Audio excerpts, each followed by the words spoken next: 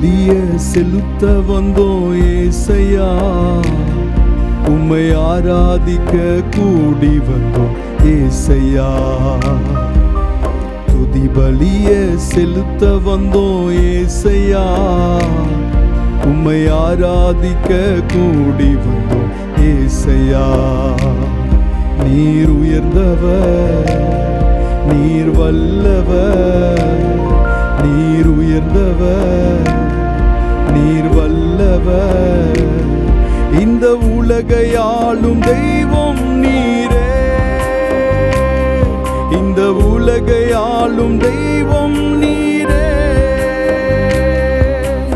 ஆராதனை ஆராதனை ஆராதனை ஆராதனை ஆராதனை ஆராதனை ஆராதனை ஆராதனை எங்கள் ஆராதனை ஆராதனை ஆராதனை எங்கள் ஆராதனை ஆராதனை ஆராதனை ஆராதனை உமக்கே. எங்கள் ஆராதனை உமக்கே ஐயா. என்னிலே ஒன்றும் இல்லை ஆனாலும் நேசித்தீரே, என்னிலே ஒன்றும் இல்லை ஆனாலும் நேசித்தீரே. என்னிலே நன்மை இல்லை ஆனாலும் உயர்த்தினீரே, என்னிலே நன்மை இல்லை ஆனாலும் உயர்த்தினீரே. தகப்பனை போல என்னை சுமந்தீரையா, ஒரு தாயை போல என்னை தேற்றினீரே. தகப்பனை போல என்னை சுமந்தீரையா, ஒரு தாயை போல என்னை தேற்றினீரே. சுமந்தீரையா என்னை தேற்றினீரே, சுமந்தீரையா என்னை தேற்றினீரே. ஆராதனை உமக்கே ஐயா, எங்கள் ஆராதனை உமக்கே ஐயா. ஆராதனை ஆராதனை ஆராதனை ஆராதனை ஆராதனை ஆராதனை ஆராதனை ஆராதனை எங்கள் ஆராதனை ஆராதனை ஆராதனை எங்கள் ஆராதனை ஆராதனை ஆராதனை ஆராதனை உமக்கே ஐயா. எங்கள் ஆராதனை உமக்கே ஐயா. நீர் உயர்ந்தவர், நீர் உயர்ந்தவர், நீர் வல்லவர், நீர் உயர்ந்தவர், நீர் வல்லவர். இந்த உலகை ஆளும் தெய்வம் நீரே, இந்த உலகை ஆளும் தெய்வம் நீரே. ஆராதனை ஆராதனை ஆராதனை உயர்த்துவோம் நம் இயேசுவை. ஆராதனை ஓ ஆராதனை ஆராதனை ஆராதனை ஆராதனை இயேசுவுக்கே. ஓ ஆராதனை ஆராதனை ஆராதனை அப்பா ஆராதனை ஆராதனை ஆராதனை எங்கள் ஆராதனை ஆராதனை ஆராதனை எங்கள் ஆராதனை ஆராதனை கரம் உயர்த்தி சொல்லுவோம். ஆராதனை உமக்கே, எங்கள் ஆராதனை உமக்கே, எங்கள் எங்கள் ஆராதனை உமக்கே ஐயா. இயேசுவே ஆராதனை உமக்கே ஐயா. கடந்த நாட்களிலே ஆண்டவர் நம்மை நடத்தி வந்த விதங்களை நாம் யோசித்து பார்க்கும்போது எவ்வளவு அதிசயமாய் ஆண்டவர் நம்மை நடத்தி வந்திருக்கிறார். எத்தனை அற்புதமாய் ஆண்டவர் நம்மை வழி நடத்தி இருக்கிறார். அவருடைய கிருபைகள் நம்முடைய வாழ்க்கையிலே மிகவும் அற்புதமாய் நம்மை நடத்தி வந்திருக்கிறது. கரங்களா அசைத்து ஆண்டவருக்கு நன்றி செலுத்துவோமா? நீர் பெரியவர், நீர் எல்லா துதிகளுக்கும் பார்த்து. ஓ ராமா சந்தராந்தரே, உம்முடைய நல்ல நாமம் வாழ்த்தப்படட்டும். இயேசுவே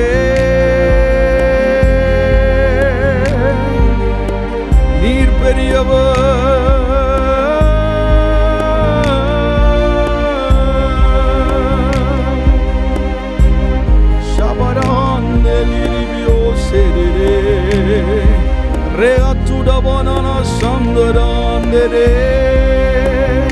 நீர் நல்லவர், நீர் வல்லவர், நீர் ஒருவரே எங்களை நடத்தி வந்தவர். நன்றி இயேசுவே. உம்முடைய நல்ல நாமத்தை நாங்கள் வாழ்த்துகிறோம். அல்லேலூயா. உம்முடைய நாமம் உயர்ந்திருப்பதாக. ஆண்டவர் எங்கள் நடுவிலே நீர் மகிமைப்படுவீராக. இந்த ஆராதனை முழுவதிலும் தேவனுடைய பிரசன்னத்தை ஆண்டவர் உம்முடைய கிருபையும் நாங்கள் தியானிக்கிற வேளையிலே தொடர்ந்து எங்களோடு நீர் அசைவாட வேண்டுமாய் நாங்கள் கேட்கிறோம். துதிகன மகிமை உமக்கு செலுத்துகிறோம். இயேசுவின் நாமத்தில் கேட்கிறோம் நல்ல பிதாவே. ஆமென், ஆமென். ஹல்லேலூயா, ஹல்லேலூயா, ஆமென். கர்த்தருடைய நாமத்தை பாடி ஆராதிப்போம். தெரிந்த பாடல், ஸ்தோத்தரிக்கிறேன் நான் ஸ்தோத்தரிக்கிறேன், தேவ சுந்தர கிறிஸ்துவேந்தை ஸ்தோத்தரிக்கிறேன், மனு உருவானவரை ஸ்தோத்தரிக்கிறேன், மோட்ச வாசல் திறந்தவரை ஸ்தோத்தரிக்கிறேன். தெரிந்த பாடல் சேர்ந்து பாடி ஆண்டவரை மகிமைப்படுத்தும். ஹல்லேலூயா.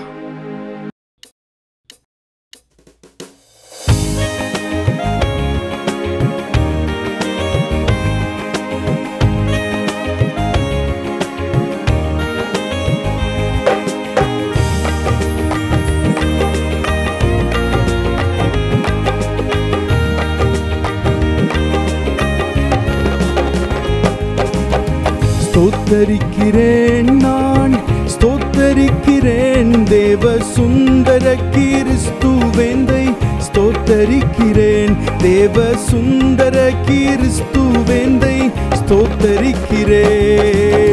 ஸ்தோத்தரிக்கிறேன் நான் ஸ்தோத்தரிக்கிறேன், தேவ சுந்தர கிறிஸ்துவேந்தை ஸ்தோத்தரிக்கிறேன், தேவ சுந்தர கிறிஸ்துவேந்தை ஸ்தோத்தரிக்கிறேன். மனு உருவானவனை ஸ்தோத்தரிக்கிறேன், மனு உருவானவனை ஸ்தோத்தரிக்கிறேன், மோட்ச வாசலை திறந்தவனை ஸ்தோத்தரிக்கிறேன், மோட்ச வாசலை திறந்தவனை ஸ்தோத்தரிக்கிறேன்.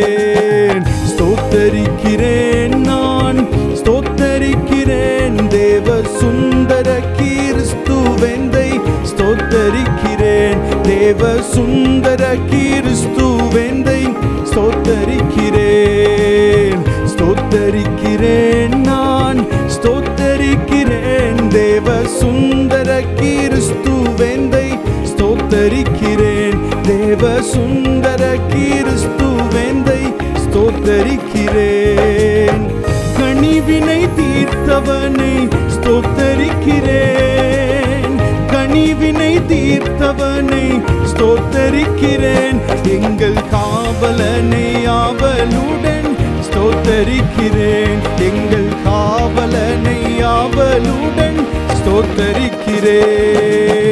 ஸ்தோத்தரிக்கிறேன் நான் ஸ்தோத்தரிக்கிறேன், தேவ சுந்தர கிறிஸ்துவேந்தை ஸ்தோத்தரிக்கிறேன், தேவ சுந்தர கிறிஸ்துவேந்தை ஸ்தோத்தரிக்கிறேன். ஸ்தோத்தரிக்கிறேன்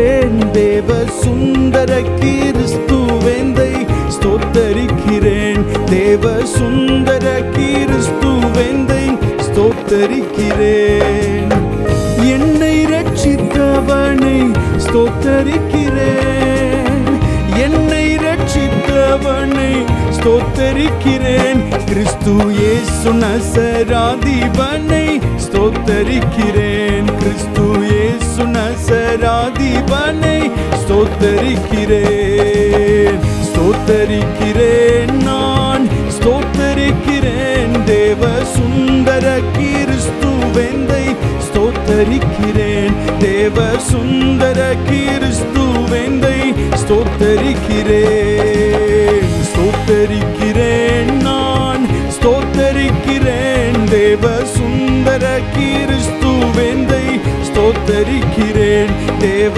சுந்தர கிறிஸ்துவேந்தை ஸ்தோத்தரிக்கிறேன் அன்னை மனு மைந்தனையே ஸ்தோத்தரிக்கிறேன் அன்னை மனு மைந்தனையே ஸ்தோத்தரிக்கிறேன் வரும் மேசியாவை மெய்யாய் ஸ்தோத்தரிக்கிறேன் வரும் மேசியாவை மெய்யாய் ஸ்தோத்தரிக்கிறேன் ஸ்தோத்தரிக்கிறேன் நான் ஸ்தோத்தரிக்கிறேன் தேவ சுந்தர கிறிஸ்துவேந்தை ஸ்தோத்தரிக்கிறேன் தேவ சுந்தர கிறிஸ்துவேந்தை ஸ்தோத்தரிக்கிறேன் ஸ்தோத்தரிக்கிறேன் நான் ஸ்தோத்தரிக்கிறேன் தேவ சுந்தர கிறிஸ்துவேந்தை ஸ்தோத்தரிக்கிறேன் தேவ சுந்தர கிறிஸ்துவேந்தை ஸ்தோத்தரிக்கிறேன்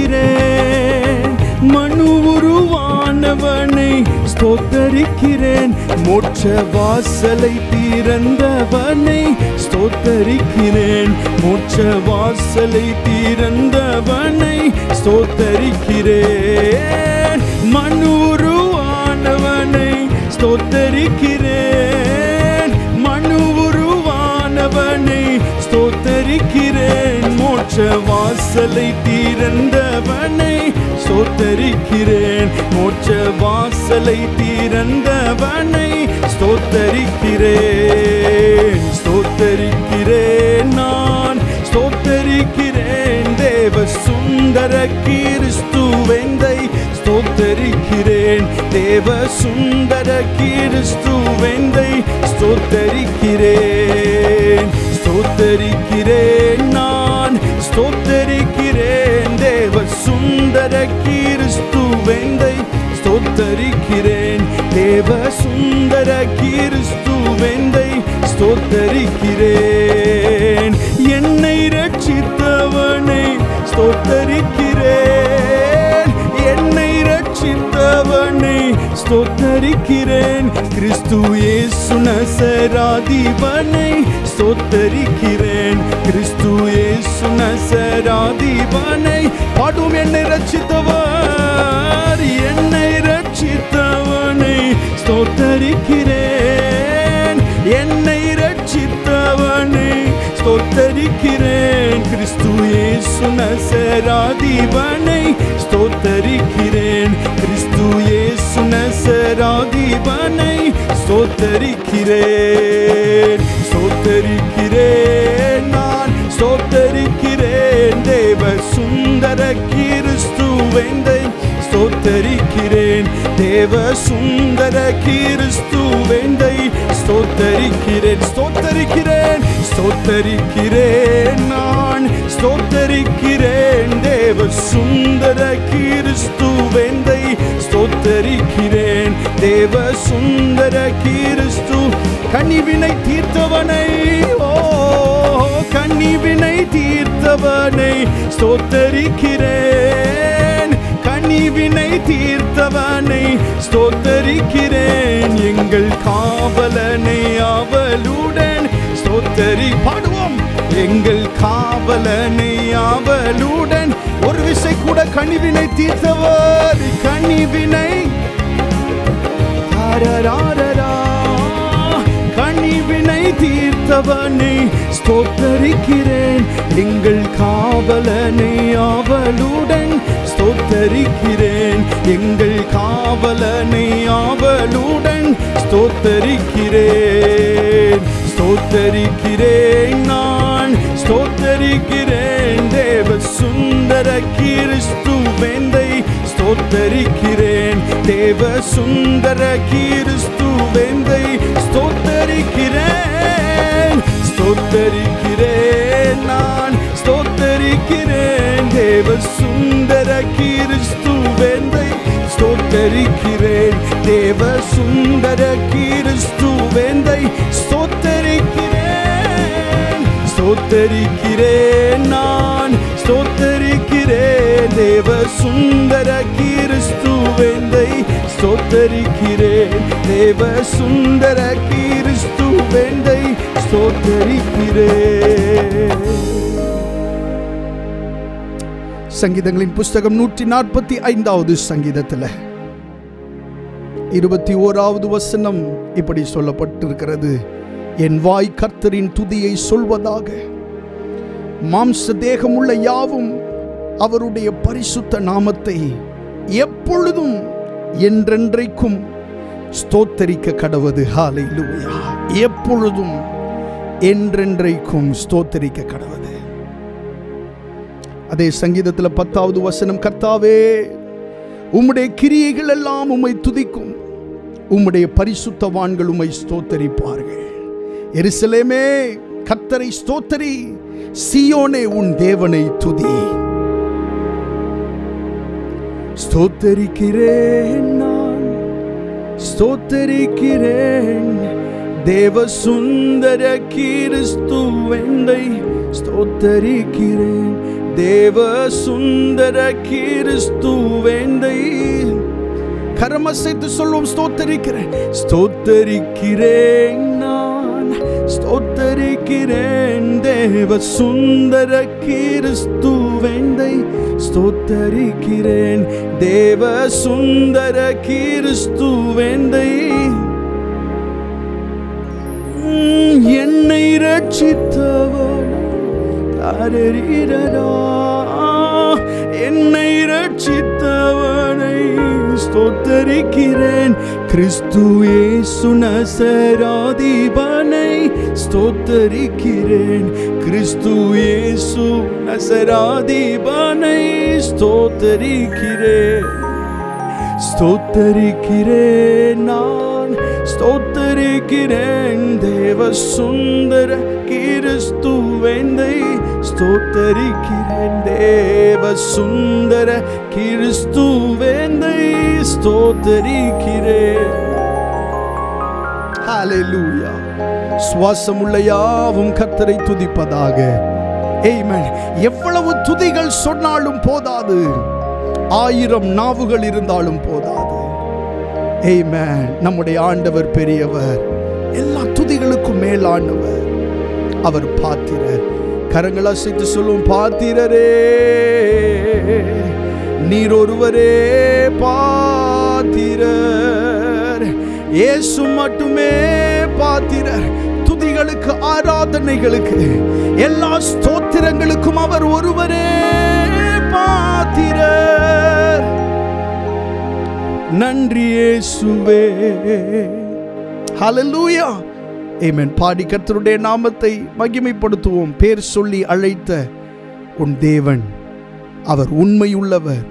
உன் தலையை உயர்த்துவார், உன்னை மேன்மைப்படுத்துவார். சேர்ந்து பாடி ஆண்டவரை மகிமைப்படுத்துவோமா? பேர் சொல்லி அழைத்த உன் தேவன் அவர் உண்மையுள்ளவர். எஸ்.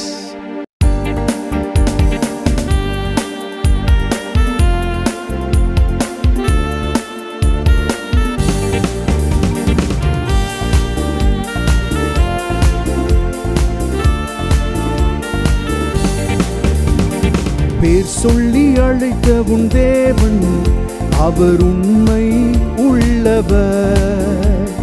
பேர் சொல்லி அழைத்த உன் தேவன் அவர் உண்மை உள்ளவர். உன் தலையை உயர்த்துவார், உன்னை மேன்மைப்படுத்துவார். உன் தலையை உயர்த்துவார், உன்னை மேன்மைப்படுத்துவார். பேர் சொல்லி அழைத்த உன் தேவன் அவர் உண்மை உள்ளவர். பேர் சொல்லி அழைத்த உன் தேவன் அவர் உண்மை உள்ளவர். மலைகள் எல்லாம் உன் வழிகளாகும், உன் பாதைகள் உயர்த்தப்படும். மலைகள் எல்லாம் உன் வழிகளாகும், உன் பாதைகள் உயர்த்தப்படும்.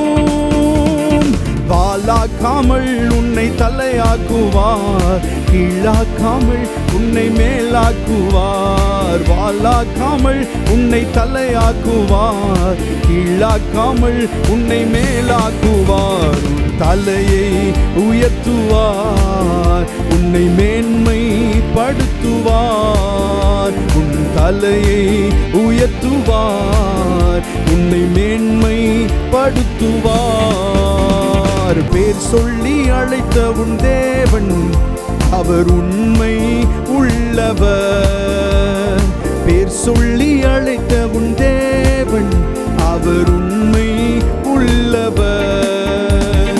கர்த்தரே உந்தன் மேய்ப்பராவார், உன் கண்ணீரை துடைத்திடுவார். கர்த்தரே உந்தன் மேய்ப்பராவார், உன் கண்ணீரை துடைத்திடுவார்.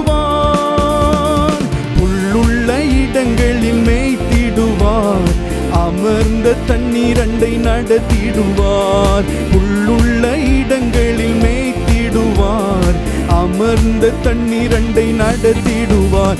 உன் தலையை உயர்த்துவார், உன்னை மேன்மைப்படுத்துவார். உன் தலையை உயர்த்துவார், உன்னை மேன்மைப்படுத்துவார். பேர் சொல்லி அழைத்த உன் தேவன் அவர் உண்மை உள்ளவர். பேர் சொல்லி அழைத்த உன் தேவன் அவர் உண்மை உள்ளவர். கரம் பற்றி நடத்தும் கர்த்தர் அவர், உன் கவலைகள் போக்கிடுவார்.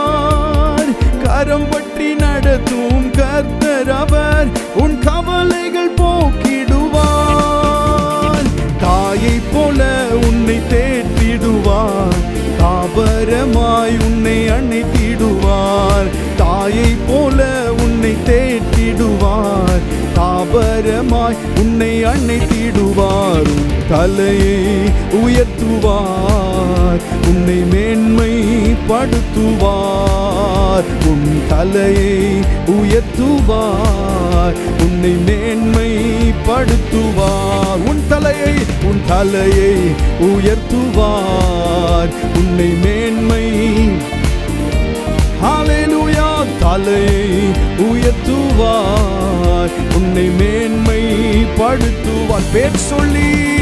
பேர் சொல்லி அழைத்த உன் தேவன் அவர் உண்மை உள்ளவர்.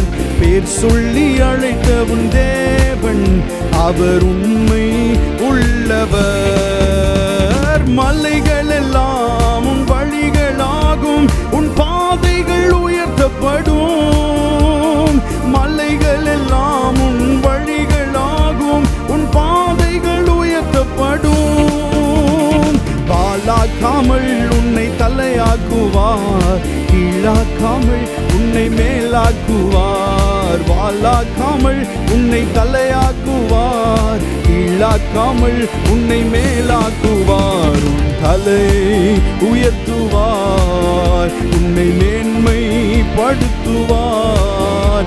உன் தலையை உயர்த்துவார், உன்னை உன் தலையை உயர்த்துவார், உன் தலையை உயர்த்துவார், உன் மேன்மைப்படுத்துவார். உன் தலையை உயர்த்துவார், உன்னை மேன்மைப்படுத்துவார். படுத்துவார். கர்த்தரே உந்தன் மெய்ப்பராவார், கர்த்தரே உந்தன் மெய்ப்பராவார், உன் கண்ணீரை துடைத்திடுவார். கர்த்தரே உந்தன் மெய்ப்பராவார், உன் கண்ணீரை துடைத்திடுவார். உள்ளுள்ள இடங்களில் மேய்த்திடுவார், அமர்ந்த தண்ணீரண்டை நடத்திடுவார். உள்ளுள்ள இடங்களில் மேய்த்திடுவார், அமர்ந்த தண்ணீரண்டை நடத்திடுவார். என் தலையை உயர்த்துவார், என்னை மேன்மைப்படுத்துவார். பாடும் என் தலையை உயர்த்துவார், என்னை மேன்மைப்படுத்துவார். பேர் சொல்லி அழைத்த என் தேவன் அவர் உண்மை உள்ளவர். பேர் சொல்லி அழைத்த உன் தேவன் அவர் உண்மை உள்ளவர். என் தலையை உயர்த்துவார், என்னை மேன்மைப்படுத்துவார். என் தலையை உயர்த்துவார், என்னை மேன்மைப்படுத்துவார். என் தலையை உயர்த்துவார், என்னை மேன்மைப்படுத்துவார். என் தலையை உயர்த்துவார், என்னை மேன்மைப்படுத்துவார். வாளாக்காமல் உன்னை தலையாக்குவார், கீழாக்காமல் உன்னை மேலாக்குவார். வாளாக்காமல் உன்னை தலையாக்குவார், கீழாக்காமல் உன்னை மேலாக்குவார். ஆண்டவர் நான் உன்னை தலையாக்குவேன் அப்படின்னு மட்டும் சொல்லியிருக்கலாம், அல்லது உன்னை மேலாக்குவேன் அப்படின்னு மட்டும் சொல்லியிருக்கலாம். ஆனால் ஆண்டவர் சொல்லுகிற வார்த்தையை பாருங்க, வாளாக்காமல் ஆண்டவர் உங்களை தலையாக்குவார். நிறைய நேரங்களில் மனதுக்குள்ள ஒருவேளை அப்படி கீழ்நிலையில் போயிடுவோமோ அப்படின்ற எண்ணங்கள் சில நேரங்களில் நம்முடைய மனதில் வந்து அப்படியே நம்மளை மேற்கொள்ளும் போது, வாளாக்காமல் ஆண்டவர் உங்களை தலையாக்குவார், கீழாக்காமல் உங்களை மேலாக்குவார். கரங்களை உயர்த்தி சொல்லுங்க, ஆண்டவர் என்னை வாளாக்காமல் அவர் என்னை தலையாக்குவார், கீழாக்காமல் அவர் என்னை மேலாக்குவார். ஏன்? அவர் நம்மை பேர் சொல்லி அழைத்தவர், நம்மை தெரிந்து கொண்டவர்.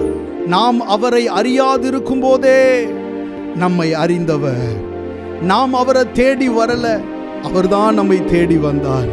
என் தலையை உயர்த்துவார், என்னை மேன்மைப்படுத்துவார். என் தலையை உயர்த்துவார், என்னை மேன்மைப்படுத்துவார்.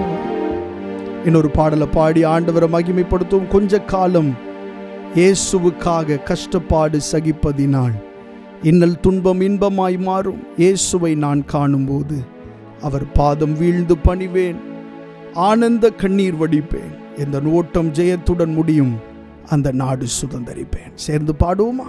ஆமென்.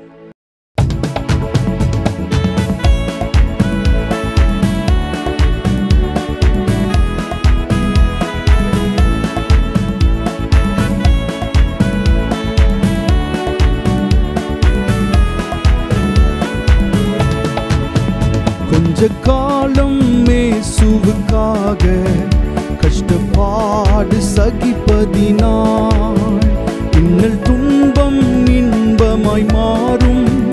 இயேசுவை நான் காணும் போது அவர் பாதம் வீழ்ந்து பணிந்து ஆனந்த கண்ணீர் வடிப்பேன்.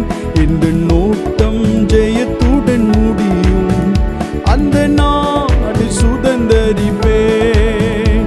இந்த நோட்டம் ஜெயத்துடன் முடியும், அந்த நாடு சுதந்தரிப்பேன். கஷ்டம் கண்ணீர் நிறைந்த உலகை கடந்தென்று நான் மறைவேன். கஷ்டம் கண்ணீர் நிறைந்த உலகை கடந்தென்று நான் மறைவேன். ஜீவ ஊற்றருகே என்னை நடத்தி சென்றே தேவன் கண்ணீர்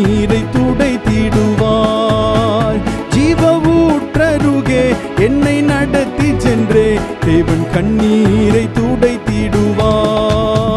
கொஞ்ச காலம் இயேசுவுக்காக கஷ்டப்பாடு சகிப்பதினா இன்னல் துன்பம் இன்பமாய் மாறும். இயேசுவை நான் காணும் போது அவர் பாதம் வீழ்ந்து பணிந்து ஆனந்த கண்ணீர் வடிப்பேன். இந்த நோட்டம் ஜெயத்துடன் முடியும், அந்த நாடு சுதந்தரிப்பேன். இந்த நோட்டம் ஜெயத்துடன் முடியும், அந்த நாடு சுதந்தரிப்பேன். இந்த தேகம் அழியும் கூடாரம், இதை நம்பியார் பிழைப்பார். இந்த தேகம் அழியும் கூடாரம், இதை நம்பியார் பிழைப்பார். என் பிதா வீட்டில் வாசஸ்தலங்கள் உண்டு, இயேசுவோடு நான் குடியிருப்பேன். என் பிதா வீட்டில் வாசஸ்தலங்கள் உண்டு, இயேசுவோடு நான் குடியிருப்பேன். கொஞ்ச காலம் இயேசுவுக்காக கஷ்டப்பாடு சகிப்பதினால் இந்த துன்பம் இன்பமாய் மாறும். இயேசுவை நான் காணும் போது அவர் பாதம் வீழ்ந்து பணிந்து ஆனந்த கண்ணீர் வடிப்பேன். இந்த நோட்டம் ஜெயத்துடன் முடியும், அந்த நாடு சுதந்தரிப்பேன். இந்த நோட்டம் ஜெயத்துடன் முடியும், அந்த நாடு சுதந்தரிப்பேன். வீணை நாதம் தொனித்திடும் நேரம் வரவேற்பு அளிக்கப்படும். வீணை நாதம் தொனித்திடும் நேரம் வரவேற்பு அளிக்கப்படும். என்னை பேர் சொல்லி இயேசு கூப்பிடுவார், எனக்கு ஆனந்தம் பொங்கிடுமே. என்னை பேர் சொல்லி இயேசு கூப்பிடுவார், எனக்கு ஆனந்தம் பொங்கிடுமே. கொஞ்ச காலம் இயேசுவுக்காக கஷ்டப்பாடு சகிப்பதினால் இன்னல் துன்பம் இன்பமாய் மாறும். இயேசுவை நாம் காணும் போது அவர் பாதம் வீழ்ந்து பணிந்து ஆனந்த கண்ணீர் வடிப்பேன். இந்த நோட்டம் ஜெயத்துடன் முடியும், அந்த நாடு சுதந்தரிப்பேன். இந்த நோட்டம் ஜெயத்துடன் முடியும், அந்த நாடு சுதந்தரிப்பேன். பலியாக காணிக்கையாக படைத்தேனே உமக்காக, பலியாக காணிக்கையாக படைத்தேனே உமக்காக. என்னை ஏற்றுக்கொள்ளும் இயேசு ஆண்டவரே, ஏழை நான் என்றும் உம்மடிமை. என்னை ஏற்றுக்கொள்ளும் இயேசு ஆண்டவரே, ஏழை நான் என்றும் உம்மடிமை. கொஞ்ச காலம் இயேசுவுக்காக கஷ்டப்பாடு சகிப்பதினால் இன்னல் துன்பம் இன்பமாய் மாறும். இயேசுவை நான் காணும் போது அவர் பாதம் வீழ்ந்து பணிந்து ஆனந்த கண்ணீர் வடிப்பேன். இந்த நோட்டம் ஜெயத்துடன் முடியும், அந்த நாடு சுதந்தரிப்பேன். இந்த நோட்டம் ஜெயத்துடன் முடியும், அந்த நாடு சுதந்தரி. கொஞ்ச காலம் இயேசுவுக்காய், கொஞ்ச காலம் இயேசுவுக்காக கஷ்டப்பாடு சகிப்பதினால் இன்னல் துன்பம் இன்பமாய் மாறும். இயேசுவை நாம் காணும் போது அவர் பாதம் வீழ்ந்து பணிந்து ஆனந்த கண்ணீர் வடிப்பேன். இந்த நோட்டம் ஜெயத்துடன் முடியும், அந்த நாடு சுதந்தரிப்பேன். இந்த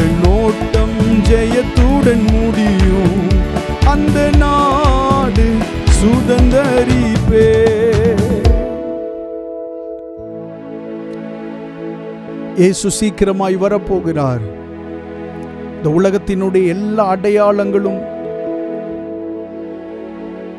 அதைத்தான் காண்பித்துக் கொண்டிருக்கிற இந்த கடைசி நாட்கள்ல ஆண்டவரிடத்திலிருந்து அற்புதங்களை பெற்றுக்கொள்ள வேண்டும், அவரிடத்திலிருந்து நன்மைகளை பெற்றுக்கொள்ள வேண்டும் என்று நினைக்கிற நாம் இயேசு கிறிஸ்து வரும்போது அவரோடு செல்லுவதற்கு நாம் ஆயத்தமாயிருக்க வேண்டும். ஒரு திருடனை போல இயேசு கிறிஸ்து வருவேன் என்று சொல்லி இருக்கிறார். அவர் வரும்பொழுது கைவிடப்படாதவர்களாய், அவருக்கு எதிர்கொண்டு போகிறவர்களாய் இந்த நாளில் நம்ம மாறணும். ஆண்டவர் அதற்கான கிருபைகளை தருகிறதற்கு அவர் உண்மையுள்ள தேவனாய் இருக்கிறார்.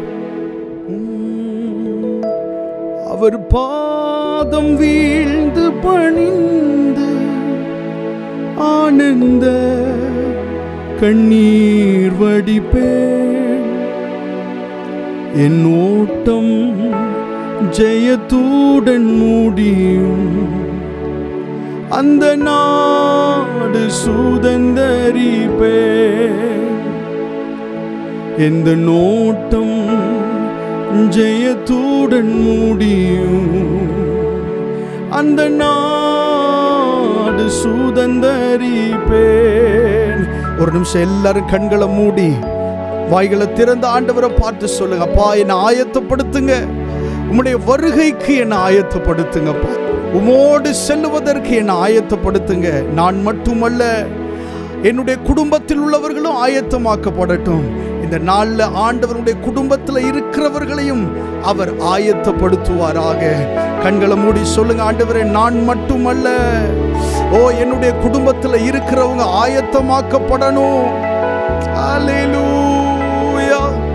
ரேனவா சந்தரபரஹந்தரா ரிகடாதி அந்தரே லபரா சந்தரபா கபரா யாந்தலலபரனா சந்தரே நா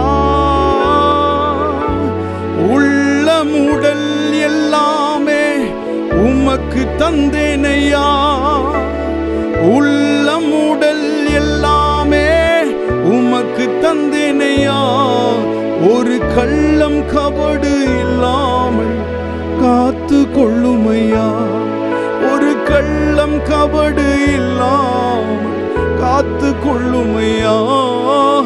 அர்ப்பணித்தேன் அர்ப்பணித்தேன் அர்ப்பணித்தேன் நான் அர்ப்பணித்தேன், நாவி ஆத்மா சரீரம் அர்ப்பணித்தேன், நாவி ஆத்மா சரீரம் அர்ப்பணித்தேன்.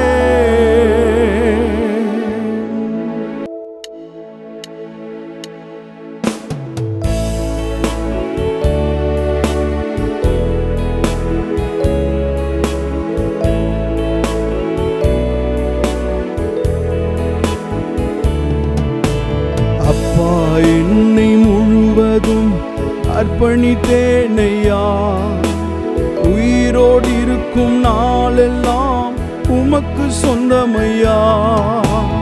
அப்பா என்னை முழுவதும் அர்ப்பணித்தேனையா, உயிரோடு இருக்கும் நாளெல்லாம் உமக்கு சொந்தமையா. அர்ப்பணித்தேன் நான் அர்ப்பணித்தேன் அர்ப்பணித்தேன் நான் அர்ப்பணித்தேன், என் ஆவி ஆத்மா சரீரம் அர்ப்பணித்தேன், என் ஆவி ஆத்மா சரீரம் அர்ப்பணித்தேன். அப்பா என்னை முழுவதும், அப்பா என்னை முழுவதும் அர்ப்பணித்தேனையா, உயிரோடு இருக்கும் நாளெல்லாம் உமக்கு சொந்தமையா. அப்பா என்னை முழுவதும் அர்ப்பணித்தேனையா, உயிரோடு இருக்கும் நாளெல்லாம் உமக்கு சொந்தமையா. உலக பெருமை சிற்றின்பம் உதறிவிட்டேனையா, உலக பெருமை சிற்றின்பம் உதறிவிட்டேனையா, கசப்பு வெறுப்பு காயங்கள் கடந்து போனதையா, கசப்பு வெறுப்பு காயங்கள் கடந்து போனதையா. அர்ப்பணித்தேன், நான் அர்ப்பணித்தேன், அர்ப்பணித்தேன், நான் அர்ப்பணித்தேன். என் ஆவி ஆத்மா சரீரம், ஓ என் ஆவி ஆத்மா சரீரம் அர்ப்பணித்தேன். அப்பா என்னை முழுவதும் அர்ப்பணித்தேனையா, உயிரோடு இருக்கும் நாளெல்லாம் உமக்கு சொந்தமையா. அப்பா என்னை முழுவதும் அர்ப்பணித்தேனையா, உயிரோடு இருக்கும் நாளெல்லாம் உமக்கு சொந்தமையா. உமக்காய் வாழும் வைராக்கியம் உள்ளத்தில் வந்ததையா, உமக்காய் வாழும் வைராக்கியம் உள்ளத்தில் வந்ததையா. எனக்காய் வாழும் எண்ணங்கள் என்றோ மடிந்ததையா, எனக்காய் வாழும் எண்ணங்கள் என்றோ மடிந்ததையா. அர்ப்பணித்தேன். எல்லாரும் கரங்கள் அசைத்து ஆண்டவருடைய சமூகத்தில் நம்மை நாமே அர்ப்பணித்து சொல்லுவோம். ஓ அர்ப்பணித்தேன், அர்ப்பணித்தேன், அர்ப்பணித்தேன், நான் அர்ப்பணித்தேன், அர்ப்பணித்தேன், நான் அர்ப்பணித்தேன். என் ஆவி ஆத்மா சரீரம் அர்ப்பணித்தேன், என் ஆவி ஆத்மா சரீரம் அர்ப்பணித்தேன்.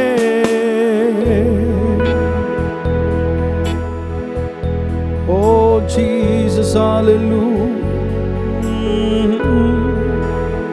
அர்ப்பணித்தேன்.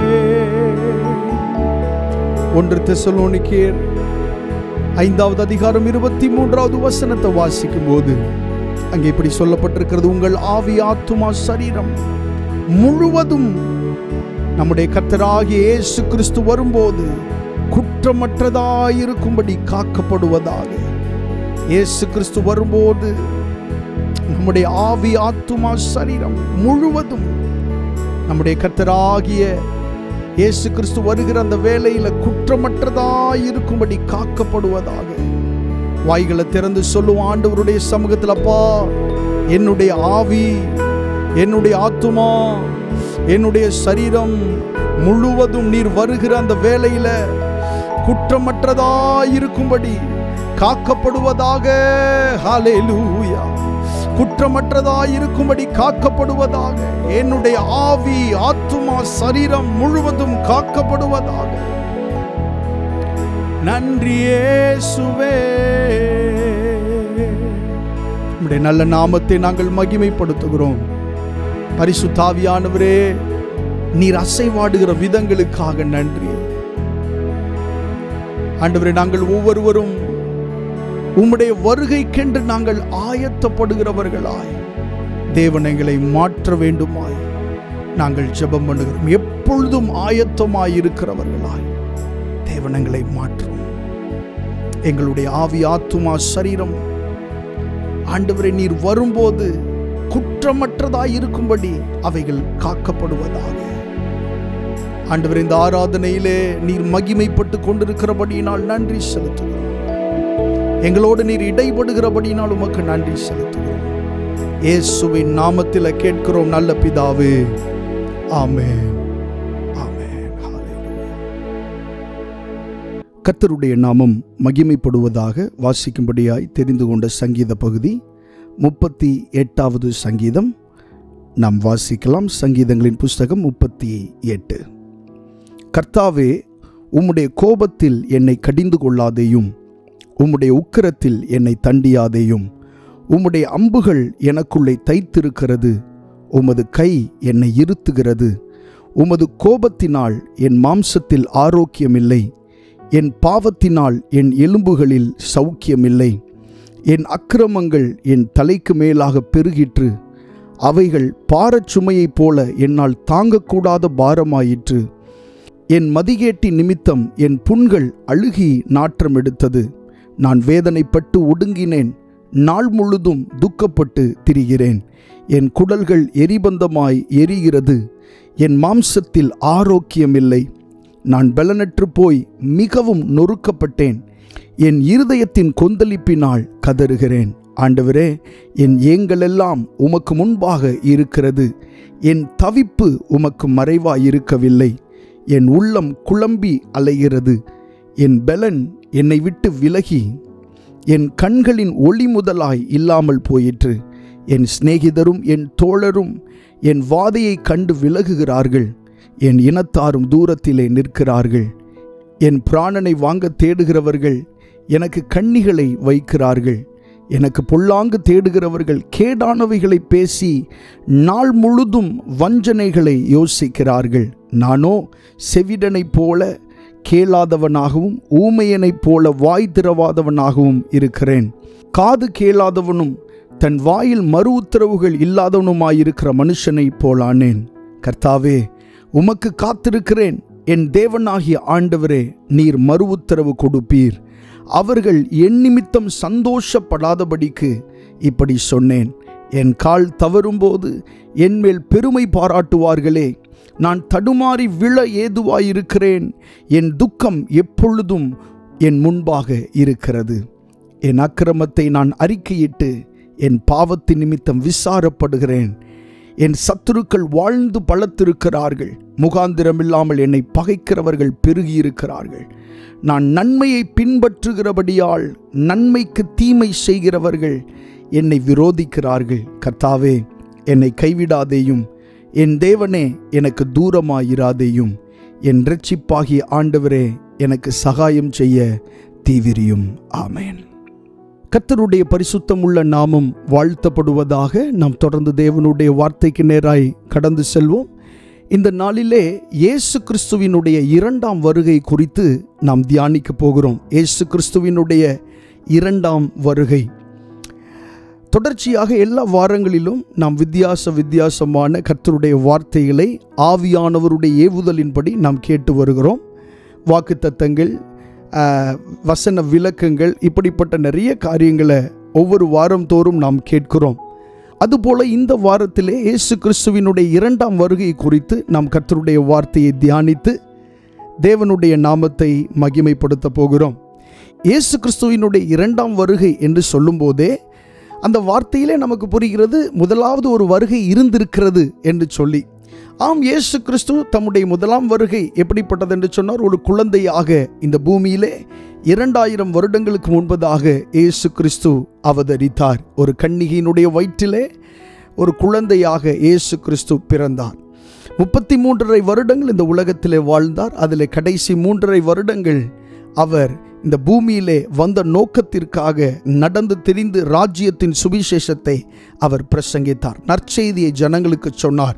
அவர் அப்படி சொல்லும்போது இருளில் இருக்கிற ஜனங்கள் பெரிய வெளிச்சத்தை கண்டார்கள் என்பதாய் வேதத்திலே சொல்லப்பட்டிருக்கிறது.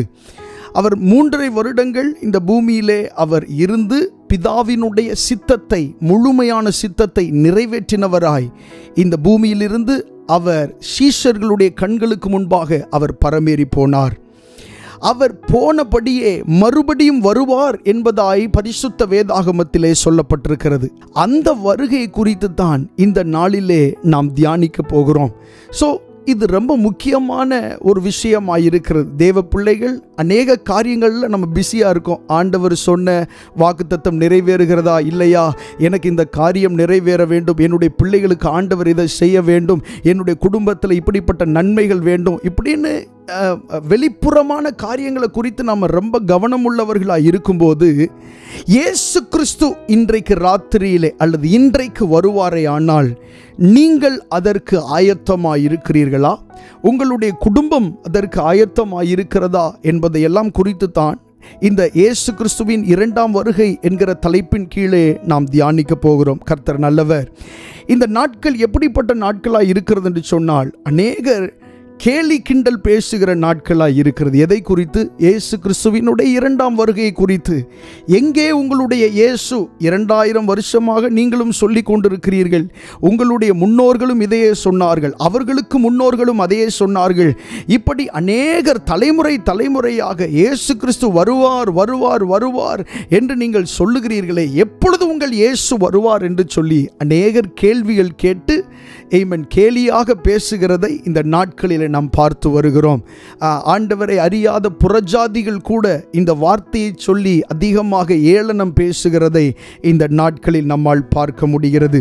அப்படிப்பட்ட சூழ்நிலையிலே ஒரு காரியத்தை நாம் புரிந்து கொள்ள வேண்டும். யாரெல்லாம் ஏளனம் பேசினார்களோ அவர்களுடைய கண்களும் இயேசு கிறிஸ்து இரண்டாவது வருகையிலே அவர் வரும்போது அவரை காணும். ஹல்லேலூயா, ஆமென். இயேசுவை அந்த கண்கள் காணும். வேதத்தில் சொல்லப்பட்டிருக்கிறது, அவரை குத்தினவர்களுடைய கண்கள் அவரை பார்க்கும். அது நடந்து 2000 வருஷங்களுக்கு மேலாக ஆயிற்று. அவரை குத்தினவர்கள் மரித்து போனார்கள். அவருடைய சடலங்கள் முதலாக இந்த பூமியில் இல்லை. ஆனால் வேதம் சொல்லுகிறது அவருடைய கண்கள் என்ன செய்யும்? ஆமென், அவரை பார்க்கும். மேகங்களுடனே வருகிறார். வாசிக்கலாம், தானியேல் தீர்க்க தரிசன புஸ்தகம் 7ஆம் அதிகாரம் 13ஆம் வசனத்திலே ஆமென் இப்படி சொல்லப்பட்டிருக்கிறது. தானியேல் 7:13, ராத்தரிசனங்களிலே நான் பார்த்து கொண்டிருக்கையில் இதோ மனுஷகுமாரனுடைய சாயலான ஒருவர் வானத்து மேகங்களுடனே வந்தார். இயேசு கிறிஸ்துவை பற்றி சொல்லப்பட்ட வார்த்தை, மனுஷகுமாரனுடைய சாயலான ஒருவர். யார் மனுஷகுமாரன்? இயேசு கிறிஸ்து தான் மனுஷகுமாரன்.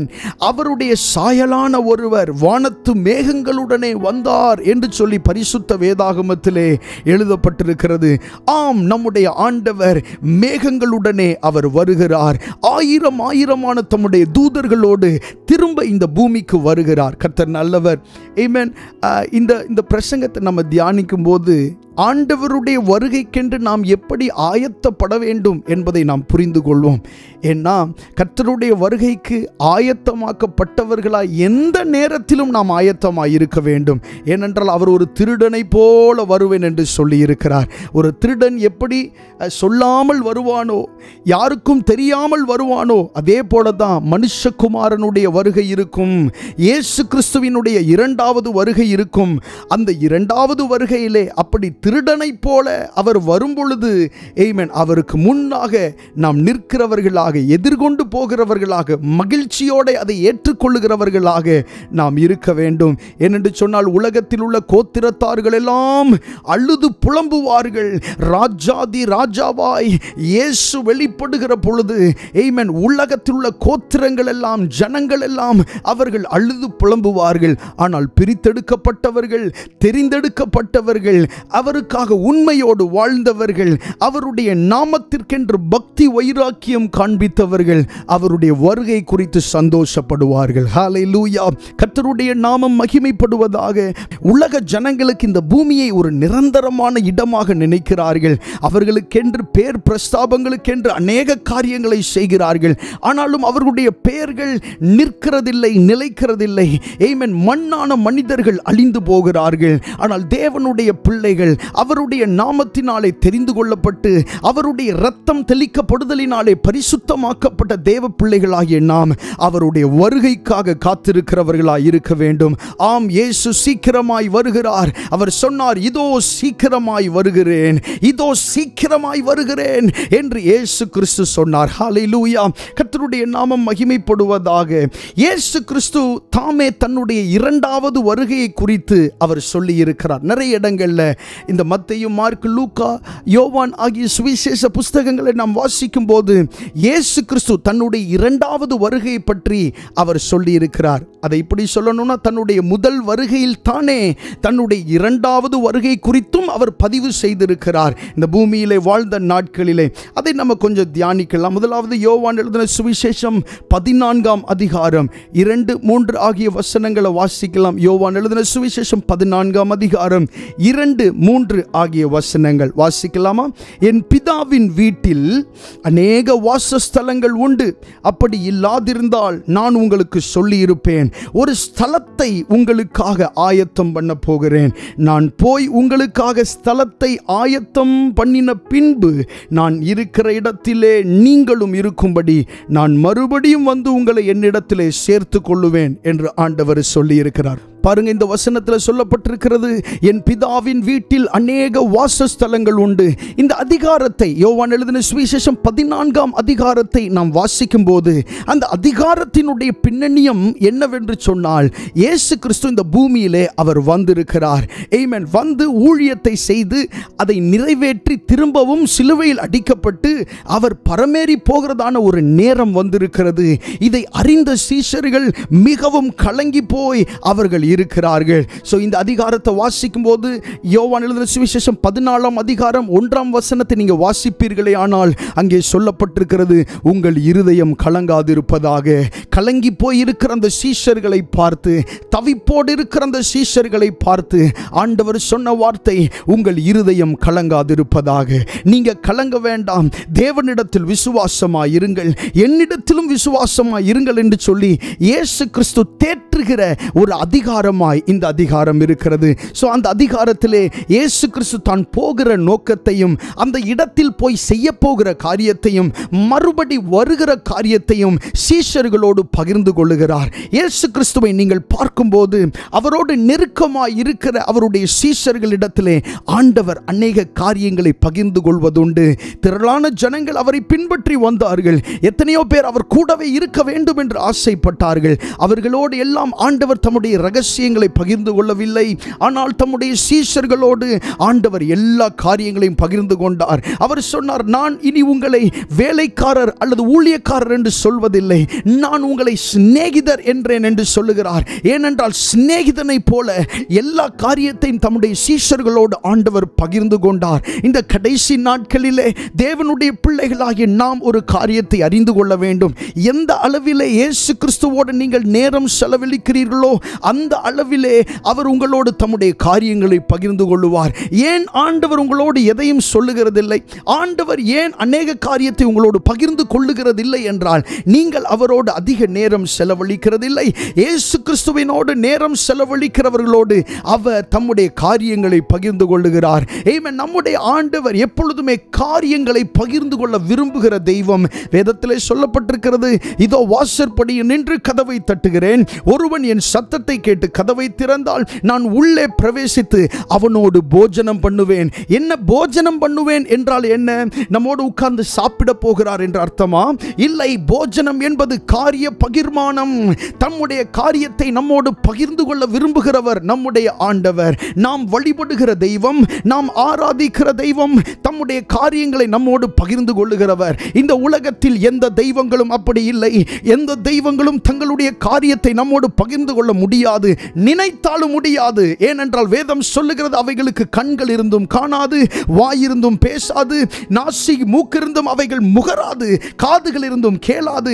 இப்படிப்பட்ட விக்கிரகங்களை தான் ஜனங்கள் தொழுது கொண்டு வருகிறார்கள். ஆனால் நாம் ஆராதிக்கிற தெய்வம் அவர் நம்மோடு காரியங்களை பகிர்ந்து கொள்ளுகிறவர். நீங்கள் பேசினால் அவரும் பேசுவார். ஆமென். நீங்கள் அவரிடத்தில் சேர்ந்தார் அவர் உங்களிடத்திலே சேருவார். நீங்கள் அவரோடு காரியங்களை பகிர்ந்து கொண்டால் உங்களோடு அதிக காரியங்களை அவர் பகிர்ந்து கொள்ளுவார். இப்படிப்பட்ட ஒரு நல்ல தேவனை தான் நாம் ஆராதிக்கிறோம். சோ தம்முடைய சீஷர்களோடு இயேசு கிறிஸ்து தம்முடைய காரியங்களை பகிர்ந்து கொண்டார்.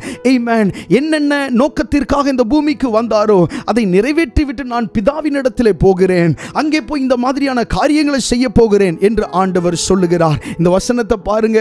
ஆமென். என் பிதாவின் வீட்டில் அநேக வாசஸ்தலங்கள் உண்டு, அப்படி இல்லாதிருந்தால் நான் உங்களுக்கு சொல்லி இருப்பேன்.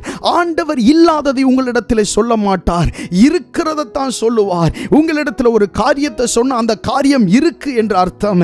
ஆமென். இல்லாதவைகளை இருக்கிறவைகளை போல் அழைக்கிறவர். இன்றைக்கு அவைகள் இல்லாமல் இருந்தாலும் அவைகளை இருக்கிறதாக பார்க்கிறவர் நம்முடைய ஆண்டவர். இங்கே சொல்லுகிறார் பாருங்க, என் பிதாவின் வீட்டில் அநேக வாசஸ்தலங்கள் உண்டு, அப்படி இல்லாதிருந்தால் உங்களுக்கு சொல்லி இருப்பேன்.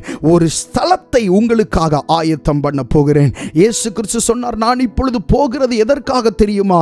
என்னோடு நீங்கள் இருந்தீர்களே, என்னோடு பிரயாணப்பட்டீர்களே, நான் சொல்வதையெல்லாம் செய்தீர்களே, உங்களுக்காக நான் ஒரு ஸ்தலத்தை ஆயத்தம் பண்ண போகிறேன். தேவனுடைய வார்த்தையை கேட்டுக்கொண்டிருக்கிற அன்பான சகோதரனே, சகோதரியே, இயேசு கிறிஸ்து உங்களுக்காக ஒரு இடத்தை ஆயத்தம் பண்ணி கொண்டிருக்கிறார். ஆமென். இந்த பூமியிலே நீங்கள் இடம் இல்லாதவர்களாய் இருக்கலாம், ஆனால் உங்களுக்காக ஒரு இடத்தை அவர் ஆயத்தம் பண்ணி கொண்டிருக்கிறார். ஹல்லேலூயா. ஆமென். பிதாவினுடைய வீட்டில் அநேக வாசஸ்தலங்கள் உண்டு. அந்த பரலோகம் என்பது ஒரு பூமியை போல காட்சியளிக்கிற இடம் அல்ல. பொன்னினால் அலங்கரிக்கப்பட்ட, தேவதூதர்களால் நிரப்பப்பட்ட, ஆமென், பிதாவின் மகிமையினால் நிரம்பின ஒரு இடம் தான் பரலோகம்.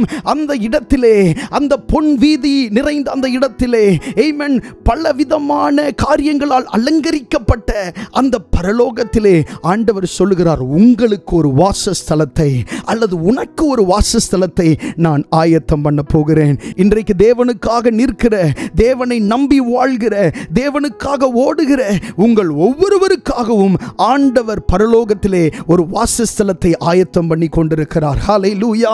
கர்த்தருடைய நாமம் மகிமைப்படுவதாக. 3வது வசனத்தில் சொல்லப்பட்டிருக்கிறது, நான் போய் உங்களுக்காக ஸ்தலத்தை ஆயத்தம் பண்ணின பின்பு நான் இருக்கிற இடத்திலே நீங்களும் இருக்கும்படி. இந்த வார்த்தையை புரிந்து கொள்ளவே முடியல. நான் இருக்கிற இடத்துல நீங்களும் இருக்கும்படி என்று இயேசு சொல்லுகிறார். யாரை பார்த்து? தகுதி இல்லாத நம்மை பார்த்து, பாவத்திலே உழன்று போன நம்மை பார்த்து, ஆமென், பரலோகத்திற்கான எந்த விதமான தகுதியும் இல்லாத நம்மை பார்த்து ஆண்டவர் சொல்லுகிறார், நான் இருக்கிற இடத்துல நீங்களும் இருக்க வேண்டும். ஹல்லேலூயா. நம்முடைய ஆண்டவர் பாருங்க, ஆமென், தரம் பார்க்காமல் நம்மை நேசிக்கிறவர், தகுதி பார்க்காமல் நம்மை நேசிக்கிறவர். அவர் நம்மை பார்த்து சொல்லுகிறார், ஆமென், நீ நான் இருக்கிற இடத்துல இருக்க வேண்டும், நான் இருக்கிற இடத்துல நீங்க இருக்க வேண்டும் என்று விரும்புகிறவர். இந்த உலகத்தில் மனிதர்களை நாம் பார்க்கும்போது ஒருத்தவங்க இருந்தால் இன்னொருத்தவங்க அந்த இடத்துல இருக்க மாட்டாங்க. நீ இருந்தால் அந்த இடத்துல நான் இருக்க மாட்டேன் என்று சொல்லுவார்கள். ஆமென். நீ இருக்கிற இடத்துல நான் இருக்கக்கூடாது, நான் இருக்கிற இடத்துல நீ இருக்கக்கூடாது என்று சொல்லுகிற மனிதர்களை நீங்கள் கேள்விப்பட்டிருப்பீர்கள். ஆனால் ஆண்டவர் சொல்லுகிற வார்த்தையை பாருங்க, நான் இருக்கிற இடத்துல நீங்களும் இருக்கணும் அப்படின்னு விரும்புகிறார். ஹல்லேலூயா. இப்படி ஒரு அன்பான தேவனை நாம் ஆராதிக்கிறோம். நான் இருக்கிற இடத்துல அங்கே நீங்களும் வந்து என் கூட இருக்கணும் அப்படின்னு ஆண்டவர் விரும்புகிறார். ஆமென். பரலோகம் அல்லது நரகம் என்று இந்த 2 ஆப்ஷனை தவிர இந்த பூமிக்கு வெளியே ஒரு ஆப்ஷன் இல்லை. நிரந்தரமாக, யுகாயுகமாக. அப்படின்றப்போ அந்த நரகத்தில் போய் அழிக்கப்பட வேண்டும் என்று நம்மை குறித்து விரும்பாமல், நம்மை குறித்து எவ்வளவு நல்ல எண்ணம் கொண்டிருக்கிறார் நம்முடைய ஆண்டவர். அவர் சொல்லுகிறார், நான் இருக்கிற இடத்துல நீங்களும் என்னோட வந்து இருக்கணும் அப்படின்னு சொல்லி ஆண்டவர் நம்மை குறித்து விரும்புகிறார். கர்த்தருடைய வருகையை பற்றின செய்தியை தியானித்து கொண்டிருக்கிற இந்த நேரத்தில் ஒரு காரியத்தை நாம் நன்றாய் அறிந்து கொள்ள வேண்டும். அது என்னன்னா, ஆண்டவர் என்ன சொல்றாருன்னா, அவர் இருக்கிற இடத்துல நானும் அவர் கூட போய் இருக்கணும்னு அவர் விரும்புகிறார். அந்த உலகத்தில் நிறைய மனிதர்கள் அதை விரும்புறதில்லை. நம்மளை பார்த்தாலே எரிச்சல் உண்டாகிற ஒரு காலம் இந்த காலம், அன்பு தணிந்து போன ஒரு காலம். அப்படிப்பட்ட சூழ்நிலையில் நம்முடைய ஆண்டவர், நம்முடைய தகப்பன், அவர் என்ன சொல்றாருன்னா, நான் இருக்கிற இடத்துல நீங்களும் வந்து என் கூட இருக்கணும், என்னோட இருக்கணும், அந்த பொற்தல வீதியில் என்னோட நீங்க நடக்கணும். எல்லாரும் மகிமைப்படுத்துறாங்களே தூதர் கூட்டத்தில், பரிசுத்தவான்களுடைய ஐக்கியத்தில் நீங்களும் பங்கு பெறணும் அப்படின்னு சொல்லி இந்த நாளில் ஆண்டவர் நம்மை அழைக்கிறார். ஒருவேளை அதற்கு நீங்கள் ஆயத்தப்படாதவர்களாக இருப்பீர்களே, ஆனால் இன்றைக்கே ஆயத்தப்பட கர்த்தர் உங்களுக்கு உதவி செய்வாராக. ஆமென். அடுத்த வார்த்தையில் சொல்லப்பட்டிருக்கிறது, நான் மறுபடியும் வந்து உங்களை என்னிடத்தில் சேர்த்து கொள்ளுவேன் என்று ஆண்டவர் சொல்லுகிறார். நாம் மறுபடியும் அப்படின்னு சொன்னதுனால அவர் ஏற்கனவே வந்திருக்கிறார் என்று நாம் புரிந்து கொள்கிறோம் அல்லவா? நிறைய நேரத்தில் இயேசு கிறிஸ்து வந்ததை சிலர் ஏற்றுக்கொள்ளுகிறதில்லை. வேதத்தில் வசனத்தை பாருங்க, நான் மறுபடியும் வந்து உங்களை என்னிடத்தில் சேர்த்து கொள்ளுவேன் என்று ஆண்டவர் சொல்லுகிறார். ஆமென். மறுபடியும் மறுபடியும் அவர் வரப்போகிறார், சீக்கிரமாய் வரப்போகிறார். ஆமென். இந்த பூமியை விட்டு நாம் பிரிந்தாலும் கல்லறைக்குள்ள இருந்து கல்லறைகள்லாம் திறக்கப்படும் தான வேதத்தில் வாசிக்கிறோம். கிறிஸ்துவுக்குள் மரித்தவர்கள் முதலாவது எழுந்திருப்பார்கள் என்று சொல்லப்பட்டிருக்கிறது. பின்பு உயிரோடு இருக்கிற நாமும் என்று சொல்லி வாசிக்கிறோமே. சோ கிறிஸ்துவுக்காக மரித்தவர்களும் கிறிஸ்துவுக்காக வாழ்கிறவர்களும் அவருக்கு எதிர்கொண்டு போகிற ஒரு நாளாய்த்தான் கர்த்தருடைய வருகையின் நாள் இருக்கும். கர்த்தருடைய நாமம் மகிமைப்படுவதாக. ஆமென். நம்முடைய தரம் என்னவென்று அறிந்தும் நம்மை அவர் இருக்கிற இடத்தில் வைத்து அழகு பார்க்க வேண்டும் என்று ஆண்டவர் விரும்புகிறார். நான் மறுபடியும் சொல்றேன், நம்முடைய தரம் என்னவென்று அறிந்தும் நம்மை அவர் இருக்கிற இடத்தில் வைத்து அழகு பார்க்க விரும்புகிறார். கர்த்தருடைய நாமம் மகிமைப்படுவதாக. நமக்கும் இயேசுவுக்குமான உறவு என்பது நேற்று தொடங்கி இன்றைக்கு முடிவதல்ல. ஆமென். நமக்கும் இயேசுவுக்குமான தொடர்பு என்பது ஏதோ ஒரு சில வருஷங்களுக்கு முன்பாக தொடங்கி முடிந்து போனதல்ல. ஆண்டவர் நம்மை தெரிந்து கொண்டதினுடைய நோக்கம் யுகாயுகமாய் அவரோடு கூட வாழ்வதற்கு, யுகாயுகமாய் அவருடைய முகத்தை தரிசிப்பதற்கு. அங்கே பசி இல்லை, பட்டினி இல்லை, தூக்கம் இல்லை, வியாதி இல்லை, வருத்தம் இல்லை. ஆமென். கைவேலை இல்லாத ஆமென் வாசஸ்தலத்தை ஆண்டவர் நமக்காக ஆயத்தம் பண்ணி வைத்திருக்கிறார். இந்த இயேசு சீக்கிரமாய் வரப்போகிறார். அவருடைய வருகையிலே அவரை சந்திப்பதற்கு நாம் ஆயத்தம் உள்ளவர்களாய் இருக்க வேண்டும். கர்த்தருடைய நாமம் மகிமைப்படுவதாக. பரலோகம் என்பது ஒரு சாதாரணமான இடம் அல்ல. நாம் நிறைய பேர் அப்படி நினைக்கிறோம். பரலோகம் அப்படின்றது ஜஸ்ட் லைக் தட் ஒரு வார்த்தையில சொல்றோம். அப்படிப்பட்ட சாதாரணமான இடம் அல்ல. அது பரிசுத்தவான்கள் நிறைந்த இடம். அது பரிசுத்த தேவன் உலாவுகிற இடம். அந்த இடத்திலே நம்மை கொண்டு போய் வைக்க வேண்டும் என்று ஆண்டவர் விரும்புகிறார். அதற்கேற்ற ஒரு வாழ்க்கை வாழ ஆண்டவர் நமக்கு உதவி செய்வாராக. அடுத்ததாக சொல்லப்பட்ட அந்த வார்த்தையை நம்ம பார்க்கும்போது, இந்த அதிகாரத்தில் நம்ம தியானிக்கும் போது, யோவான் எழுதின சுவிசேஷம் 14ஆம் அதிகாரம் 6வது வசனத்தில் சொல்லப்பட்டிருக்கிறது, அதற்கு இயேசு, நானே வழியும் சத்தியமும் ஜீவனுமாய் இருக்கிறேன், என்னை அல்லாமல் ஒருவனும் பிதாவினிடத்தில் வரான் என்று சொல்லப்பட்டிருக்கிறது. இயேசு கிறிஸ்து தான் பரலோகத்திற்கு வழியாய் இருக்கிறார். இயேசு கிறிஸ்துவை நாம் அறிந்திருக்கிறோம். ஆனால் பரலோகத்துக்கு வழி யாருன்னு சொன்னா இயேசு கிறிஸ்து தான். அவர்தான் பரலோகத்துக்கு வழி, அவர்தான் பரலோகத்திற்கான பாதை. இயேசு கிறிஸ்து இல்லாமல் ஒருவன் பரலோகத்தை அடைய முடியாது. இயேசு கிறிஸ்து இல்லாமல் ஒருவன் பிதாவினிடத்தில் சேர முடியாது. நீங்கள் பிதாவை தரிசிக்க வேண்டும் என்றால், பிதாவினிடத்தில் சேர வேண்டும் என்றால், இயேசு கிறிஸ்து அல்லாமல் வேறு ஒரு வழியும் இல்லை. இயேசு தாமே சொல்லுகிறார், நான் தான் வழி, பரலோகத்துக்கு நான் தான் வழி, என்னை அல்லாமல் ஒருவனும் பிதாவினிடத்தில் வரான் என்று சொல்லி ஆண்டவர் சொல்லுகிறார். சோ பரலோகத்திற்கு எதற்காக நாம் போகிறோம்? பிதாவினிடத்தில் சேருவதற்காக. நம்மை உருவாக்கின பிதாவினிடத்தில் நம்மை சேர்ப்பதற்காகத்தான் இயேசு கிறிஸ்து நமக்காக பேசிக் கொண்டிருக்கிறார். ஹல்லேலூயா, ஆமென். இயேசு கிறிஸ்து இல்லாமல் பிதாவினிடத்தில் ஒருவரும் போய் சேர முடியாது. அவர் இருக்கிற இடத்திற்கு நம்மால் போக முடியாது. இயேசு கிறிஸ்துவின் இடத்தில் உள்ள விருப்பம் என்ன தெரியுமா? இயேசப்பாவோட விருப்பம் என்ன தெரியுமா? நம்ம எல்லாரையும் கொண்டு போய் பிதாவினிடத்தில் சேர்க்க வேண்டும் என்பது தான் இயேசு கிறிஸ்துவினுடைய விருப்பம். அதனால தான் இந்த பூமிக்கு வந்தார். அதனால தான் இந்த பூமியில ஆமென் சாதாரண அவருடைய படைப்பாகிய மனிதர்களுடைய கைகளினாலே அடிக்கப்பட்டார். அவர்களாலே துப்பப்பட்டார். ஆமென். மிகவும் கீழ்த்தரமாக அவரை நடத்தினார்கள். ஒரு அடிமையின் ரூபம் எடுத்து ஒரு அடிமையை போல இந்த பூமியில வாழ்ந்தார். இந்த பாடுகள் எல்லாம், இந்த கஷ்டங்கள் எல்லாம் பூமியை படைத்த ஒரு தேவனுக்கு, அவருடைய குமாரனுக்கு வர வேண்டுமா? ஆனால் வந்தது. அதை எல்லாவற்றையும் ஏற்றுக்கொண்டது யாருக்காக? உங்களுக்காகவும் எனக்காகவும் தான். இயேசு கிறிஸ்து அதை எல்லாம் ஏற்றுக்கொண்டார். வேதம் சொல்லுகிற தம்முடைய சொந்த குமாரன் என்றும் பாராமல் அவரையே நமக்காய் தந்தவர். ஹல்லேலூயா. தம்முடைய சொந்த குமாரன் என்றும் பாராமல் அந்த ஜீவனுடைய இரத்தத்தை கொண்ட அந்த இயேசு கிறிஸ்துவை நமக்காய் அனுப்பினவர். இயேசு கிறிஸ்துவின் இடத்தில் இருந்த இரத்தம், அது மரியாளினுடைய இரத்தம் அல்ல, அது வேற யாருடைய இரத்தம் அல்ல. இயேசு கிறிஸ்துவுக்குள்ளே இருந்த இரத்தம் அது மனுஷிக இரத்தம் அல்ல. இயேசு கிறிஸ்துவுக்குள்ள இருந்த இரத்தம் அது தேவனுடைய இரத்தம். அந்த இரத்தத்தில் விடுதலை, அந்த இரத்தத்தில் சுகம், அந்த இரத்தத்திலே இன்றைக்கும் பாவங்கள் மன்னிக்கப்படுகிறது. அந்த இரத்தத்தின் இரத்தத்தினால் நீங்கள் தெளிக்கப்படும் போது உங்களுடைய பாவங்கள் மறைந்து போகிறது. நீங்கள் பரலோகத்திற்கு தகுதியுள்ளவர்களாக மாற்றப்படுகிறீர்கள். வேதம் சொல்லுகிறது, இயேசு கிறிஸ்துவின் இரத்தம் சகல பாவங்களையும் நீக்கி நம்மை சுத்திகரிக்கும். இந்த பாவம் மட்டும்தான் மாற்றப்படும், இந்த பாவம் மாறாது என்ற நிலை அல்ல. இயேசு கிறிஸ்துவினுடைய இரத்தம் சகல பாவங்களையும் நீக்கி நம்மை சுத்திகரிக்க அது வல்லமை உள்ளதாக இருக்கிறது. எத்தனை பேர் விசுவாசிக்கிறோம்? ஹல்லேலூயா. கர்த்தருடைய நாமம் உயர்த்தப்படுவதாக. சோ என்னாலே அல்லாமல் ஒருவனும் பிதாவின் இடத்திலே வரான். கர்த்தர் நல்லவர். அடுத்ததாக மத்தேயு எழுதின சுவிசேஷம் 24வது அதிகாரம் 30-31 ஆகிய வசனங்களை வாசிக்கலாம். மத்தேயு எழுதின சுவிசேஷம் 24வது அதிகாரம் 30-31 ஆகிய வசனங்கள். அப்பொழுது மனுஷகுமாரனுடைய அடையாளம் வானத்தில் காணப்படும். அப்பொழுது மனுஷகுமாரன் வல்லமையோடும் மிகுந்த மகிமையோடும் வானத்தின் மேகங்கள் மேல் வருகிறதை பூமியில் உள்ள சகல கோத்திரத்தாரும் கண்டு புலம்புவார்கள். வலுவாய் தொனிக்கும் எக்கால சத்தத்தோடே அவர் தமது தூதர்களை அனுப்புவார். அவர்கள் அவரால் தெரிந்து கொள்ளப்பட்டவர்களை வானத்தின் ஒரு முனை முதற்கொண்டு மறுமுனை மட்டும் 4 திசையிலும் இருந்து கூட்டிச் சேர்ப்பார்கள். இயேசு கிறிஸ்து சொன்ன இந்த வசனத்தை பாருங்க. ஆமென். அங்கே சொல்லப்பட்டிருக்கிறது, அப்பொழுது மனுஷகுமாரனுடைய அடையாளம் வானத்தில் காணப்படும். வானத்திலே ஆமென் என்ன அடையாளம் காணப்படும்? மனுஷகுமாரனுடைய அடையாளம் காணப்படும். அவர் வரும்போது அவருடைய அடையாளம், மனுஷகுமாரனுடைய அடையாளம். இன்றைக்கு ஒவ்வொரு நாளும் சூரியன் சந்திரன் எப்படி வந்து மறைகிறதோ, நட்சத்திரங்கள் எப்படி தோன்றுகிறதோ, அதை விட இன்னும் அதிகமாய் ஆமென் அவருடைய அடையாளம், இயேசு கிறிஸ்துவினுடைய அடையாளம் வானத்திலே காணப்படும். அப்பொழுது மனுஷகுமாரன் வல்லமையோடும் மிகுந்த மகிமையோடும் வானத்திலே மேகங்களின் மேல் வருவார் என்று சொல்லப்பட்டிருக்கிறது.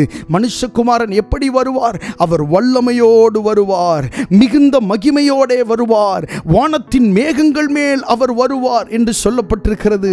ஆமென். முதலாவது அவருடைய வருகை ஒரு குழந்தையை போல இருந்தது.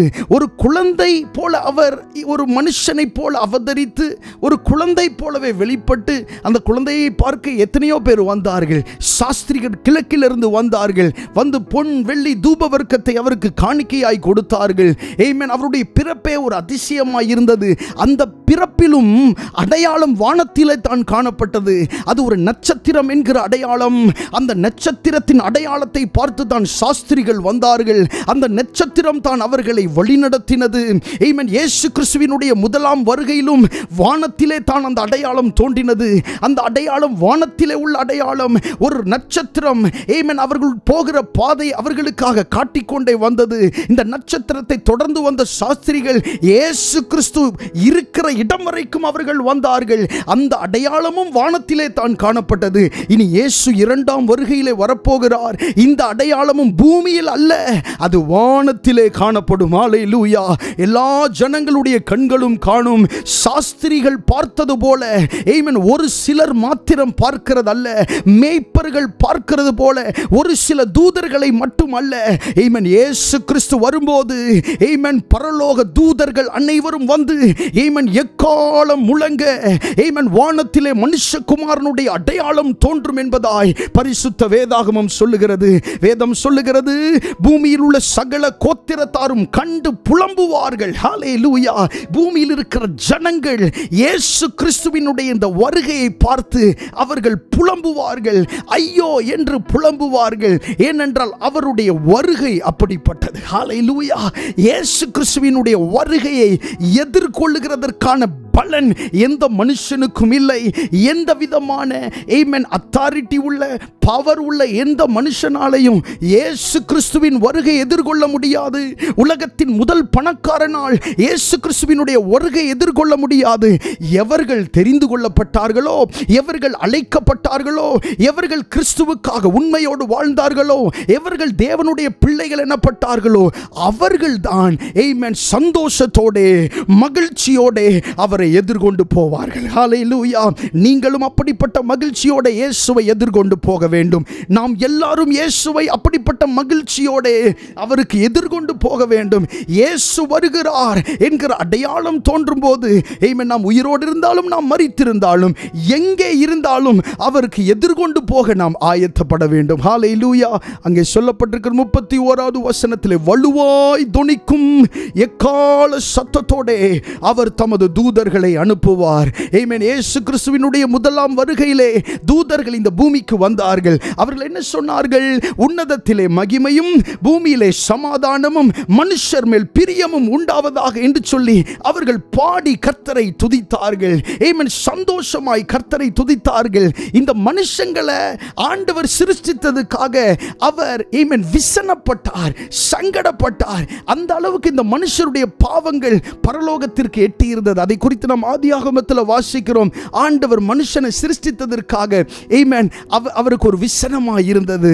ஆனால் இயேசு கிறிஸ்து பிறந்த பொழுது ஆமென் வேதத்தில் சொல்லப்பட்டிருக்கு மனுஷர் மேல் பிரியம் உண்டானது. இயேசு கிறிஸ்து பிறந்தப்போ மனுஷர் மேல் பிரியம். ஏனென்றால் இந்த இயேசு கிறிஸ்து ஒரு குழந்தையாய் பிறந்த இந்த இயேசு கிறிஸ்து மனுஷருடைய பாவங்களுக்காக மரிக்க போகிறார், மனுஷருடைய சாபங்களுக்காக மரிக்க போகிறார். இவர் மரிப்பதின் முகாந்திரம் ஆமென் தேவனுடைய பிள்ளைகள் எனப்பட்ட ஒவ்வொருவரும் பரலோகத்திற்கு பங்குள்ளவர்களாய் மாறுவார்கள் என்று சொல்லி வேதம் சொல்லுகிறது. மனுஷர் மேல் பிரியம் என்று சொல்லி தூதர்கள் பாடி கர்த்தரை துதித்தார்கள். ஆமென். இரண்டாம் வருகையப்போ இந்த தூதர்கள் பாடல் பாடுகிறவர்களாக அல்ல, ஆமென் சந்தோஷப்படுகிறவர்களாக அல்ல. வேதம் சொல்லுகிறது எக்கால சத்தத்தோட ஆமென் தூதர்களை கர்த்தர் அனுப்புவார். எக்கால சத்தத்தோட அவர்கள் இந்த பூமியிலே வருவார்கள். ஆமென். திரளான தூதர்கள் இந்த பூமிக்கு அவர்கள் வருவார்கள். ஆமென். அப்படிப்பட்ட அந்த எக்கால சத்தத்தோட அந்த தூதர்கள் வரும்போது என்ன நடக்கும்? அடுத்த வார்த்தை சொல்லுகிறது, அவர்கள் அவரால் தெரிந்து கொள்ளப்பட்டவர்களை பாருங்க. அவரால் தெரிந்து கொள்ளப்பட்டவர்களை, யார் தேவனால் தெரிந்து கொள்ளப்பட்டிருக்கிறார்களோ அவர்களை சேர்த்து கொள்ளும்படி இந்த தூதர்கள் என்ன செய்கிறார்கள்? வருகிறார்கள். எப்படி சேர்த்து கொள்ள போகிறார்கள்? ஆமென். அவர்கள் அவரால் தெரிந்து கொள்ளப்பட்டவர்களை வானத்தின் ஒரு முனை முதற்கொண்டு மறுமுனை மட்டும் 4 திசைகளிலும் இருந்து கூட்டி சேர்ப்பார்கள். ஆமென். அவர்கள் அவரால் தெரிந்து கொள்ளப்பட்டவர்களை, இயேசு கிறிஸ்துவினால் தெரிந்து கொள்ளப்பட்ட நம்மை வானத்தின் ஒரு முனை முதற்கொண்டு மறுமுனை மட்டும் 4 திசையிலும் இருந்து அவர்கள் கூட்டி சேர்ப்பார்கள். பாருங்க, இயேசு கிறிஸ்து இந்த பூமியில் வரும்போது அவர் முதலாவது பார்க்கிற விஷயம் என்ன? திரளான தூதர்களோடு வருகிறார், எக்கால சத்தத்தோடு வருகிறார், பிரத்யட்சமாக வருகிறார், எல்லா கண்களும் காணும்படி வருகிறார். ஆமென். அப்படி வரும்போது அவர் முதலாவது சேர்த்து கொள்ளுகிறது என்ன? இந்த பூமியில் இருக்கிற வீடுகளையோ, இந்த பூமியில் இருக்கிற ஆமென் நல்ல பொருட்களையோ அல்ல, மலைகளையோ அல்லது குன்றுகளையோ அல்ல. இந்த பூமியில் எத்தனையோ அழகான ஸ்தலங்கள் உண்டு, ஸ்தானங்கள் உண்டு. அதையெல்லாம் ஆண்டவர் தெரிந்து கொள்வதற்கு இந்த பூமிக்கு வரல. இயேசு கிறிஸ்து இந்த பூமிக்கு வருகிறது எதற்காகன்னு சொன்னா, அவரால் தெரிந்து கொள்ளப்பட்டவர்களை சேர்க்கும்படி அவர் இந்த பூமிக்கு வருகிறார். ஹல்லேலூயா. ஆமென். அவரால் தெரிந்து கொள்ளப்பட்டவர்கள். ஆமென். கர்த்தரால் தெரிந்து கொள்ளப்பட்ட ஜனமே, உனக்கு ஒப்பானவன் யார்? உனக்கு சமமானவன் யார்? ஆமென். கர்த்தர் உங்களை தெரிந்து கொண்டிருக்கிறார். உங்க குடும்பத்தை ஆண்டவர் தெரிந்து கொண்டிருக்கிறார். உங்க பிள்ளைகளை ஆண்டவர் தெரிந்து கொண்டிருக்கிறார். இதுக்கு மேல என்ன ஒரு பாக்கியம் வேண்டும்? ஆமென். நீங்கள் கர்த்தரால் தெரிந்து கொள்ளப்பட்டவர்கள். கரம் உயர்த்தி சொல்லுங்க, சத்தமாய் சொல்லுங்க, நான் கர்த்தரால் தெரிந்து கொள்ளப்பட்டவன், நான் இயேசுவால் தெரிந்து கொள்ளப்பட்டவள். ஆமென். ஹல்லேலூயா. இந்த பூமியில் இருக்கிற பல மனிதர்களுக்கும் நீங்கள் அறியப்படாமல் இருக்கலாம், ஆனால் தேவனால் நீங்கள் தெரிந்து கொள்ளப்பட்டவர்கள். மனிதர்கள் உங்களை யார் என்றே தெரியாது என்று உங்களை பார்த்து சொல்லலாம். ஆமென். உங்களை நன்றாய் அறிந்தவர்கள் கூட சொல்லலாம், நீ யார் என்று எனக்கு தெரியாது, உன்னை நான் மறந்து போய்விட்டேன் என்று சொல்லலாம். ஆனால் ஆண்டவர் சொல்லுகிறார், ஆமென், மனிதர்கள் உன்னை மறந்தாலும் நான் உன்னை மறக்கிறது இல்லை. ஆமென். மனிதர்கள் உன்னை ரிஜெக்ட் பண்ணும்போது நான் உன்னை செலக்ட் பண்றேன். ஆமென். அவர் நம்மை தெரிந்து கொண்ட தெய்வம், அவர் நம்மை தெரிந்து கொண்ட தெய்வம். நாம் தேவனால் தெரிந்து கொள்ளப்பட்டிருக்கிறோம். மனிதர்களுடைய கண்களில் படவில்லையா? பிரச்சனை இல்லை. தேவனுடைய பார்வையில் நித்தம் நீங்கள் இருக்கிறீர்கள். ஒவ்வொரு நொடியும் தேவனுடைய பார்வையில் இருக்கிறீர்கள். அவருடைய கண்காணிப்புக்கு கீழே உங்களுடைய வாழ்க்கை அமைந்திருக்கிறது. உங்களுடைய குடும்பம் அவருடைய கண்காணிப்புக்கு கீழே இருக்கிறது. உங்களுடைய பிள்ளைகள் அவருடைய கண்காணிப்புக்கு கீழே இருக்கிறார்கள். ஆமென். ஹல்லேலூயா. ஆமென். கிழக்கிலும் மேற்கிலும் இருந்து இருந்து எல்லா திசைகளிலும் இருந்து ஆமென் தம்முடைய தெரிந்து கொள்ளப்பட்ட ஜனங்களை அவருடைய தூதர்கள் கூட்டி சேர்ப்பார்கள். ஹல்லேலூயா. கர்த்தருடைய நாமம் மகிமைப்படுவதாக. எல்லா கண்களும் அவரை காணும். ஆமென். அவரை குத்தினவர்கள் அவரை பார்ப்பார்கள். இந்த இயேசுவையா நாம் குத்தினோம், இந்த இயேசுவையா நாம் சிலுவையில் அறைந்தோம் என்று சொல்லி எல்லாருடைய கண்களும் காணும். பிலாத்துவினுடைய கண்கள் காணும், அந்த போர்ச்சேவருடைய கண்கள் காணும். அவருடைய சரீரத்தை ஆமென் ரணம் ரணமாக பிரித்த போர்ச்சேவர்களுடைய கண்கள் அவரை காணும். ஹல்லேலூயா. இதை எழுதின யாருன்னா யோவான் என்கிறதான அன்பின் சீசன் என்ன செய்திருக்கிறார்? இதை எழுதி இருக்கிறார். வெளிப்படுத்தின விசேஷம் 1ஆம் அதிகாரம் 7வது வசனத்தை வாசிக்கும் போது, இதோ மேகங்களுடனே வருகிறார், கண்கள் யாவும் அவரை காணும், அவரை குத்தினவர்களும் அவரை காண்பார்கள், பூமியின் கோத்திரங்கள் எல்லாரும் அவரை பார்த்து புலம்புவார்கள், அப்படியே ஆகும், ஆமேன் என்று சொல்லப்பட்டிருக்கிறது. ஆமென். இந்த காரியத்தை, இந்த வசனங்களை, இந்த வெளிப்பாடுகளை ஆண்டவர் யாருக்கு வெளிப்படுத்தினார் என்று சொன்னால், அன்பின் சீசன் என்று அறியப்பட்ட யோவான் என்கிறதான சீசனுக்கு தான் ஆண்டவர் இந்த காரியங்களை வெளிப்படுத்தினார். இந்த யோவான் என்கிற சீசன் நீங்க நல்லா கவனித்து பார்க்கும்போது இயேசு கிறிஸ்துவின் வருகையை பற்றி அதிகமாக காரியங்களை எழுதியிருப்பார். யோவான் சுவிசேஷத்திலையும் சரி, அந்த நிருபங்களையும் சரி, வெளிப்படுத்தின விசேஷத்தில் எல்லாத்தையும் பார்க்கும்போது, வெளிப்படுத்தின விசேஷம் தேவனால் வெளிப்படுத்தப்பட்டது. ஆனாலும் எல்லா புஸ்தகங்களும், இந்த யோவான் எழுதின புஸ்தகங்களை பார்க்கும்போது தேவனுடைய வருகை குறித்த முக்கியத்துவம் அதில் இருக்கிறத நீங்க பார்க்க முடியும். அப்போ இங்கே சொல்லப்பட்டிருக்கிறது, அவரை குத்தினவர்களும் அவரை என்ன செய்வார்கள்? காண்பார்கள். இயேசு கிறிஸ்துவை குத்தும் போது நேரில் பார்த்தது யாரு? இந்த யோவான் அப்படின்ற சீசன் தான். இந்த யோவான் சீசன் தான் இயேசு கிறிஸ்துவை கடைசி வரைக்கும், சிலுவையில் இருக்கிற வரைக்கும் கூட இருந்தவன். அவனை பார்த்து தான் இயேசு கிறிஸ்து சொன்னாரு, இதோ உன்னுடைய தாய் அப்படின்னு சொன்னாரு. அப்ப இயேசு கிறிஸ்துவினுடைய அந்த குத்தின் அந்த சம்பவத்தை பார்த்தது இந்த யோவான் தான். யோவானை கொண்டே ஆண்டவர் எழுதுகிறார். என்ன எழுதுகிறார்? அவரை குத்தினவர்களும் அவரை காண்பார்கள். ஹல்லேலூயா. ஆமென். யாரு குத்தினாலும் இந்த யோவானுக்கு தெரியும், அந்த முகம், அந்த ஆள் நிச்சயமா என்ன செய்வாங்க? அவரை காண்பார்கள். ஹல்லேலூயா. இந்த உலகத்தில் இன்னைக்கு மீடியால உட்கார்ந்து நிறைய இடங்கள்ல இயேசு கிறிஸ்துவினுடைய வருகையை கொச்சைப்படுத்தி பேசுகிறவர்கள் அநேகர். ஆமென். உலக பிரகாரமாக அநேகர் இயேசு கிறிஸ்துவினுடைய வருகையை கொச்சைப்படுத்துகிறார்கள். ஆமென். அப்படிப்பட்ட ஒரு பொல்லாத நாட்களுக்குள்ளாக வந்திருக்கிறோம். யாரெல்லாம் கேலி பேசுறாங்களோ அவருடைய கண்களெல்லாம் இயேசுவை பார்க்கும். ஹல்லேலூயா. ஆமென். அவரை பார்த்தே தீரும், அவரை தரிசித்தே தீரும். அவர்கள் எல்லாரும் அவருக்கு முன்பாக புலம்புவார்கள். ஒன்றும் செய்ய முடியாது. இந்த நேரம் இருக்கு பாருங்க, இந்த 2ஆம் வருகை அப்படின்ற நேரம், அந்த நேரம் எப்படி இருக்கும் அப்படின்னு சொன்னா, ஆண்டவரே சொல்லி இருக்கிறாரு, கிழக்கிலிருந்து மேற்கு வரைக்கும் ஒரு இடி இடிக்கிறது போலதான். ஒரு இடி இடிச்சா எப்படி இருக்கும், அது போலதான் ஆண்டவருடைய வருகை இருக்கும். கிழக்கிலிருந்து மேற்கு வரைக்கும் ஒரு இடி இடிச்சா எவ்வளவு நேரம் இடிக்குமோ, எந்த அளவுல இடிக்குமோ அந்த அளவில் தான் கர்த்தருடைய வருகை என்பது இருக்கும். அதில் போய் மனம் திரும்புறதுக்கான நேரமோ, அவர்கிட்ட பேசுறதுக்கான நேரமோ சுத்தமாய் இல்லை. அந்த நேரத்தில் யாரும் அவரிடத்தில் போய் எந்த காம்ப்ரமைஸும் பேச முடியாது. யாரும் அவரிடத்தில் போய் எந்த காரியமும் சொல்ல முடியாது. சொல்லுகிறதற்கான நேரம் அது அல்ல. இதுதான் இரட்சணிய நாள், இதுதான் கிருபையின் காலம். இந்த காலத்தில் நீங்கள் ஆண்டவருடைய சமூகத்தில் உங்களுடைய பாவங்களை அறிக்கையிட்டு அவரிடத்தில் நீங்கள் ஒப்புரவாகி அவருக்கு முன்பாக உண்மையுள்ள ஒரு வாழ்க்கை வாழுவீர்களே ஆனால், ஆமென், அவருடைய முகத்தை தரிசிக்கிற, மகிழ்ச்சியாய் தரிசிக்கிற ஒரு பாக்கியத்தை ஆண்டவர் நம்ம ஒவ்வொருவருக்கும் தருவார். கர்த்தருடைய நாமம் மகிமைப்படுவதாக. அடுத்ததாக ஒரு வசனத்தை வாசிக்கலாம். மத்தேயு எழுதின சுவிசேஷம் 25வது அதிகாரம் 32, 33, 34 ஆகிய வசனங்களை வாசிக்கலாம். அப்பொழுது சகல ஜனங்களும் அவருக்கு முன்பாக சேர்க்கப்படுவார்கள். மேய்ப்பனானவன் செம்மறியாடுகளையும் வெள்ளாடுகளையும் வெவ்வேறாக பிரிக்கிறது போல அவர்களை அவர் பிரித்து செம்மறியாடுகளை தமது வலது பக்கத்திலும் வெள்ளாடுகளை தமது இடது பக்கத்திலும் நிறுத்துவார். அப்பொழுது ராஜா தமது வலது பக்கத்தில் நிற்பவர்களை பார்த்து, வாருங்கள் என் பிதாவினால் ஆசீர்வதிக்கப்பட்டவர்களே, உலகம் உண்டானது முதல் உங்களுக்காக ஆயத்தம் பண்ணப்பட்டிருக்கிற ராஜ்யத்தை சுதந்தரித்துக் கொள்ளுங்கள் என்று சொல்லி ஆண்டவர் அவர்களை பார்த்து சொல்லுவார். 32வது வசனத்தில் இப்படி சொல்லப்பட்டிருக்கிறது, சகல ஜனங்களும் அப்பொழுது, அந்த 2ஆம் வருகையின் பொழுது சகல ஜனங்களும் அவருக்கு முன்பாக சேர்க்கப்படுவார்கள். வந்து நின்றுதான் ஆகணும். உலகத்தில் எத்தனை கோடி மில்லியன் எவ்வளவு தொகைக்குட்பட்ட ஜனங்கள் இருந்தாலும் அவர்கள் எல்லாரும் அவருக்கு முன்பாக வந்து நின்று தான் ஆகணும்.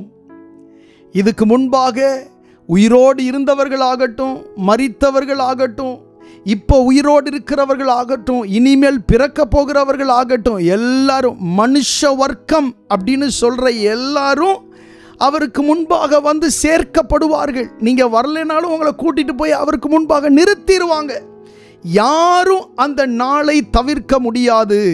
செத்து போனவங்களுக்கே அந்த வாய்ப்பு இல்லைன்னா உயிரோடு இருக்கிற நமக்கு அந்த வாய்ப்பு இருக்குமா? யோசித்து பாருங்கள். அப்படிப்பட்ட ஒரு நாள் அது.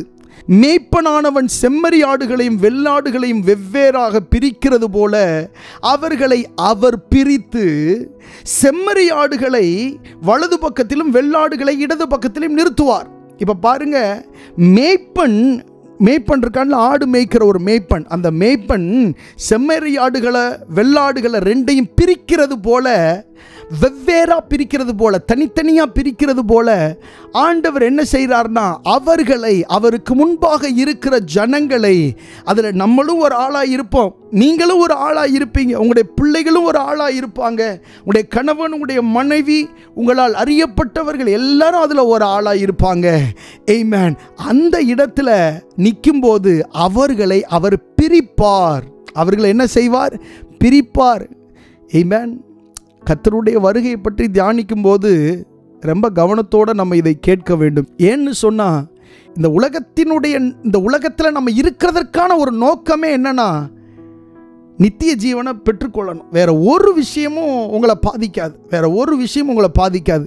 இந்த உலகத்தில் வருகிற உங்களுடைய குறைவுகள் உங்களை பாதிக்காது, உங்களுடைய வியாதிகள் உங்களை பாதிக்காது, உங்களுடைய பொருளாதார குறைவுகள் உங்களை பாதிக்காது, உங்களுடைய தாமதங்கள் உங்களை பாதிக்காது.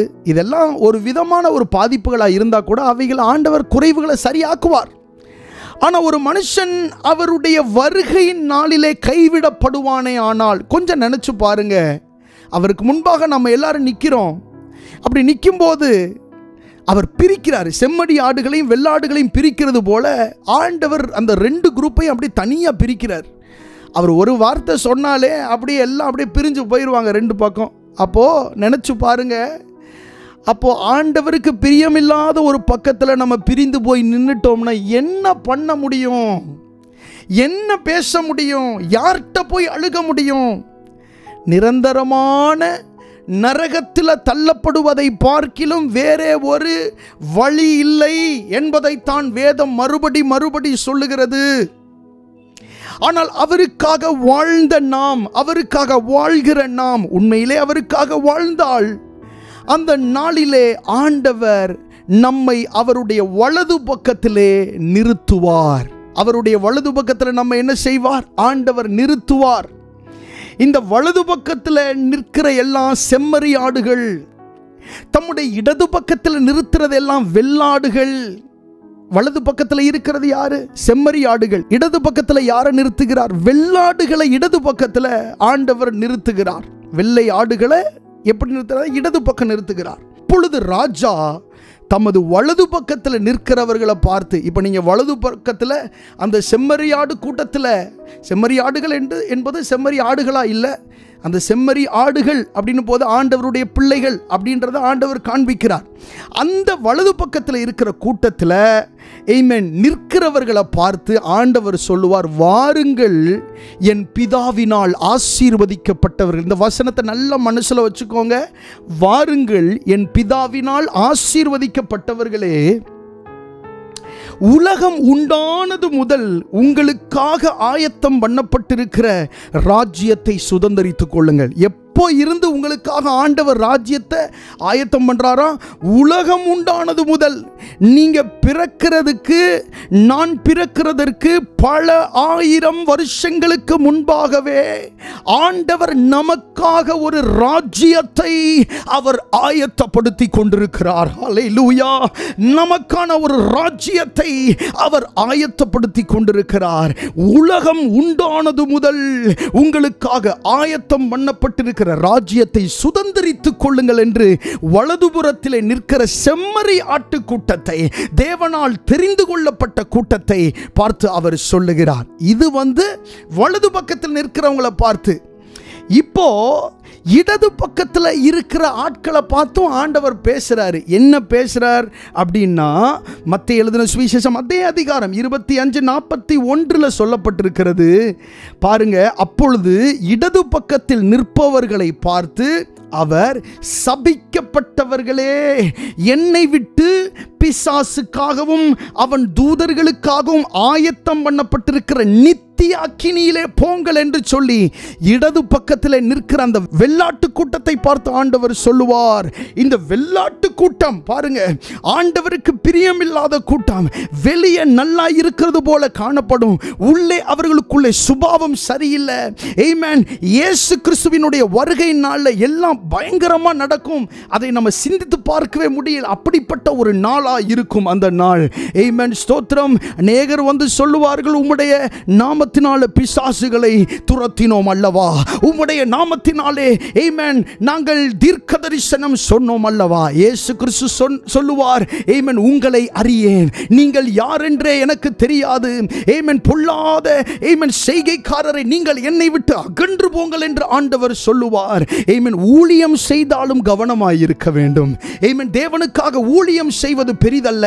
ஊழியம் எப்படிப்பட்டதா இருக்கிறது, அந்த ஊழியத்திலே ஆண்டவருடைய விருப்பம் ஒவ்வொரு நிமிடமும் நிறைவேறி கொண்டிருக்கிறதா என்பதை நாம் உறுதி செய்து கொண்டே இருக்க வேண்டும். ஏனென்றால் ஆண்டவரிடத்தில் வந்து சொல்லுகிறவர்கள் சாதாரண மனிதர்கள் அல்ல, ஏதோ சாதாரண கிறிஸ்தவர்கள் அல்ல. அவர்கள் சொல்லுகிறார்கள், உம்முடைய நாமத்தில் நாங்கள் பிசாசுகளை துரத்தினோம், உம்முடைய நாமத்தில் நாங்கள் ஆமென் தீர்க்க தரிசனம் சொன்னோம். இயேசு கிறிஸ்து சொல்லுகிறார், ஆமென், அக்கிரம செய்கைக்காரரே என்னை விட்டு அகன்று போங்கள். அப்படின்னா அந்த பூமியிலே அவர்கள் என்ன செய்தார்கள் என்கிற ஒரு கேள்வி நமக்கு வரவில்லையா, என்கிற ஒரு क्वेश्चन நமக்குள்ள வரவில்லையா? ஆண்டவர் அவர்களை பார்த்து சொல்லுகிறார், அக்கிரம செய்கைக்காரரே நீங்கள் என்னை விட்டு அகன்று போங்கள். ஹல்லேலூயா. ஆமென். நம்முடைய ஆவி, ஆத்துமா, சரீரம் இந்த நாளிலே பரிசுத்தமாக்கப்பட வேண்டும். இயேசு கிறிஸ்துவுக்கு முன்பாக குற்றமற்றதாய் காணப்பட வேண்டும்.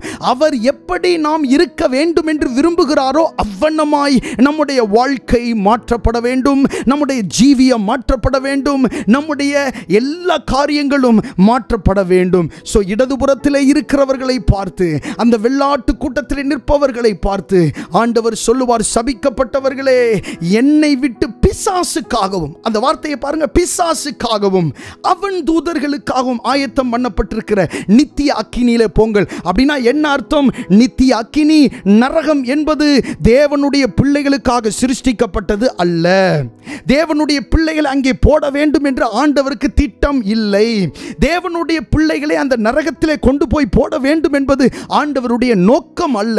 அவருடைய நோக்கம் என்னவென்று சொன்னால், ஆமென், நன்றாக கவனியுங்கள், அவருடைய நோக்கம் என்னவென்று சொன்னால், அந்த நரகத்தை ஆண்டவர் யாருக்காக சிருஷ்டித்தார் என்று சொன்னால், பிசாசுக்காகவும் அவனுடைய தூதர்களுக்காகவும் தான் ஆண்டவர் அதை படைத்திருக்கிறார், அதை உருவாக்கி இருக்கிறார்.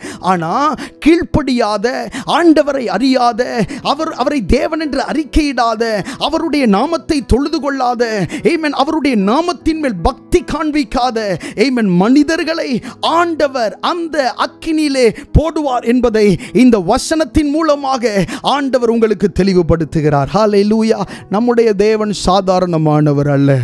ஆமென். நம்முடைய தேவன் குற்றங்களை மன்னிக்கிறவர், நம்முடைய தேவன் பாவங்களை மன்னிக்கிறவர். ஆமென். அதனால பாவத்திற்கு பின்பாகவே நீங்கள் ஓடிக்கொண்டிருக்க கூடாது. உங்களுடைய பாவத்தின் வாழ்க்கை முடிவு பெற வேண்டும். நீங்கள் கிறிஸ்துவுக்காக வாழ வேண்டும். அதற்காக நீங்கள் முழங்கால் படிட்டு ஆண்டவருடைய சமூகத்தில் கெஞ்சி பிரார்த்திக்க வேண்டும். ஆமென். இந்த உலகத்திலே நீங்கள் எல்லாவற்றையும் ஆதாயப்படுத்தினாலும், ஆமென், உங்களுடைய ஆத்துமாவை நஷ்டப்படுத்தினால், ஆமென், அதனால் உங்களுக்கு என்ன லாபம் உண்டாகும்? ஆமென். நீங்கள் கிறிஸ்துவை சந்திக்க நீங்கள் ஆயத்தப்பட வேண்டும். அவருடைய வலது பக்கத்தில் நிற்கிற அந்த கூட்டத்தாரோடு நீங்கள் நிற்பதற்கு நீங்கள் கவனம் உள்ளவர்களாய் இருக்க வேண்டும். சோ ஆண்டவர் இடது பக்கத்தில் இருக்கிறவர்களை பார்த்து சொல்லுவார், என்னை விட்டு பிசாசுக்காகவும் அவன் தூதர்களுக்காகவும் ஆயத்தம் பண்ணப்பட்டிருக்கிற நித்திய அக்கினியிலே போங்கள் என்று ஆண்டவர் சொல்லுவார். ஆமென். இதில் நம்ம அறிந்து கொள்ளுகிற விஷயம் என்னவென்று சொன்னால், ஆண்டவர் எவ்வளவு பயங்கரமானவர் என்பதை நாம் பார்க்கிறோம். ரொம்ப அன்புள்ளவர், ரொம்ப கருணை உள்ளவர். அவருடைய கிருபை என்பதற்கு அளவே இல்லை, அவருடைய இரக்கத்திற்கு முடிவே இல்லை. அப்படி ஒரு அன்பான தேவனை தான் நாம் ஆராதிக்கிறோம்.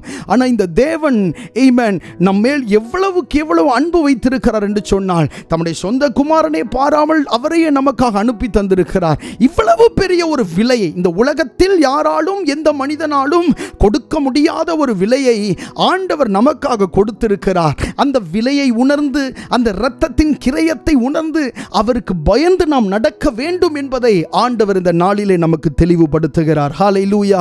உண்மையில் நான் சொல்லுகிறேன், ஆமென், இந்த வாரத்தில் இந்த பிரசங்கத்தை பிரசங்கிக்க வேண்டும் என்று நான் சற்றும் என்னுடைய மனதில் நினைத்தது கூட இல்லை. ஆமென். நல்ல ஒரு வாக்குத்தத்த வசனத்தோடு உங்களை சந்திக்க ஆயத்தமாயிருந்தேன். ஆமென். அதற்காக நான் ஆயத்தப்பட்டு கொண்டிருந்தேன். ஆனால் ஆண்டவர் இந்த வார்த்தையை தெளிவாக திட்டவட்டமாக என்னிடத்தில் சொல்லி பேச சொன்னதினாலே இந்த வார்த்தையை நான் பிரசங்கிக்கிறேன். எனக்கு ஒன்று தெரியும், ஆண்டவர் நம்மோடு பேசிக் கொண்டிருக்கிறார். ஹல்லேலூயா. அவர் நம்மோடு இடைப்பட்டு கொண்டிருக்கிறார். சில காரியங்களை நாம் புரிய செய்து கொண்டிருக்கிறார். கர்த்தர் நல்லவர், அவருடைய நாமம் மகிமைப்படுவதாக. தேவனுடைய வருகையின் நோக்கம் என்பது என்ன? வெளிப்படுத்தின விசேஷம் 22ஆம் அதிகாரம் 12வது வசனத்தில் சொல்லப்பட்டிருக்கிறது, இதோ சீக்கிரமாய் வருகிறேன், அவனவனுடைய கிரியைகளின்படி அவனவனுக்கு நான் அளிக்கும் பலன் என்னோட கூட வருகிறது என்று சொல்லப்பட்டிருக்கிறது. இதோ சீக்கிரமாய் வருகிறேன், அவனவனுடைய கிரியைகளின்படி அவனவனுக்கு நான் அளிக்கும் பலன் அவனோட கூட வருகிறது என்று சொல்லப்பட்டிருக்கிறது. இந்த வசனத்திலிருந்து நாம் புரிந்து கொள்ளுகிற காரியம் ரொம்ப எளிதானது தான். என்னன்னு சொன்னால், இன்றைக்கு நாம் செய்கிற ஒவ்வொரு கிரியைகளும் கணக்கிடப்பட்டு கொண்டிருக்கிறது என்பது தான்.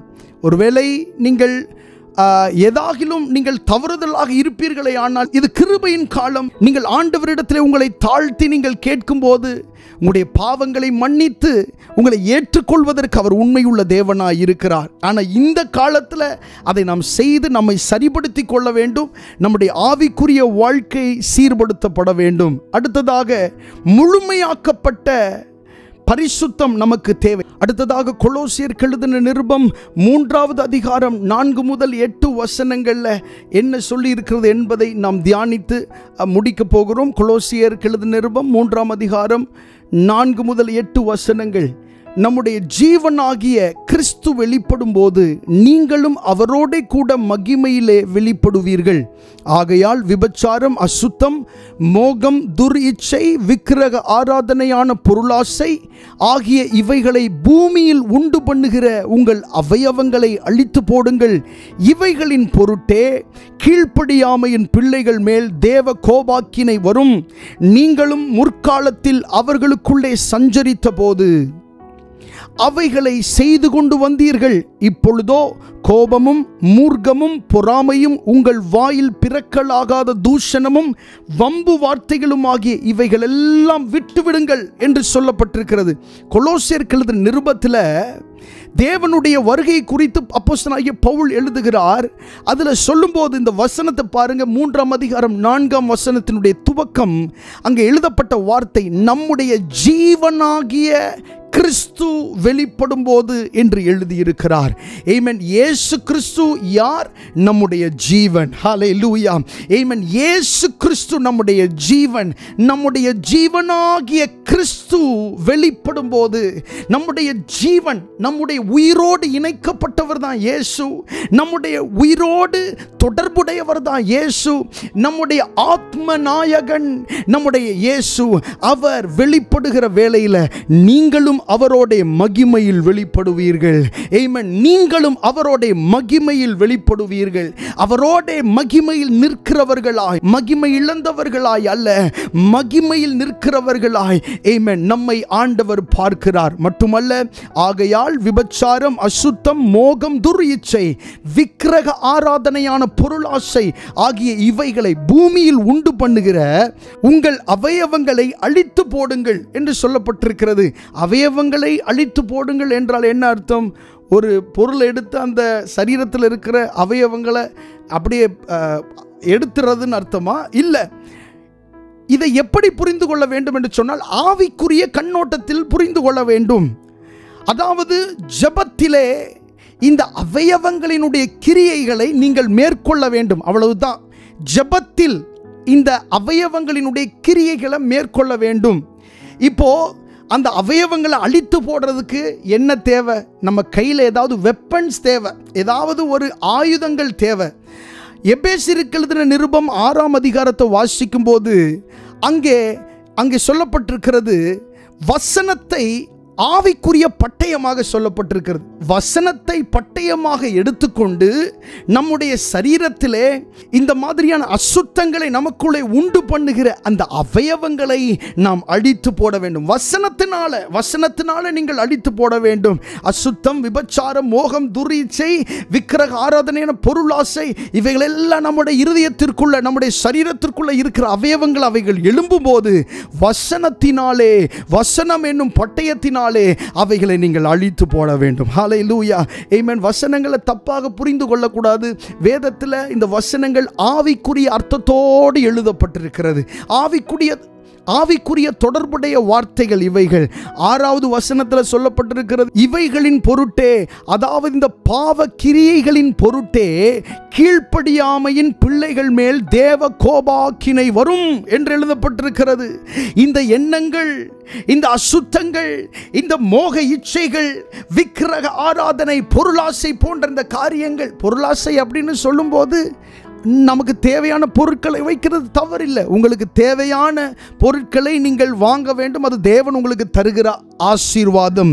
பொருள் ஆசை என்பது என்ன? அவைகளால் நீங்கள் கட்டப்படுவது அல்லது அவைகளால் நீங்கள் மேற்கொள்ளப்படுவது, அதுதான் பொருளாசை.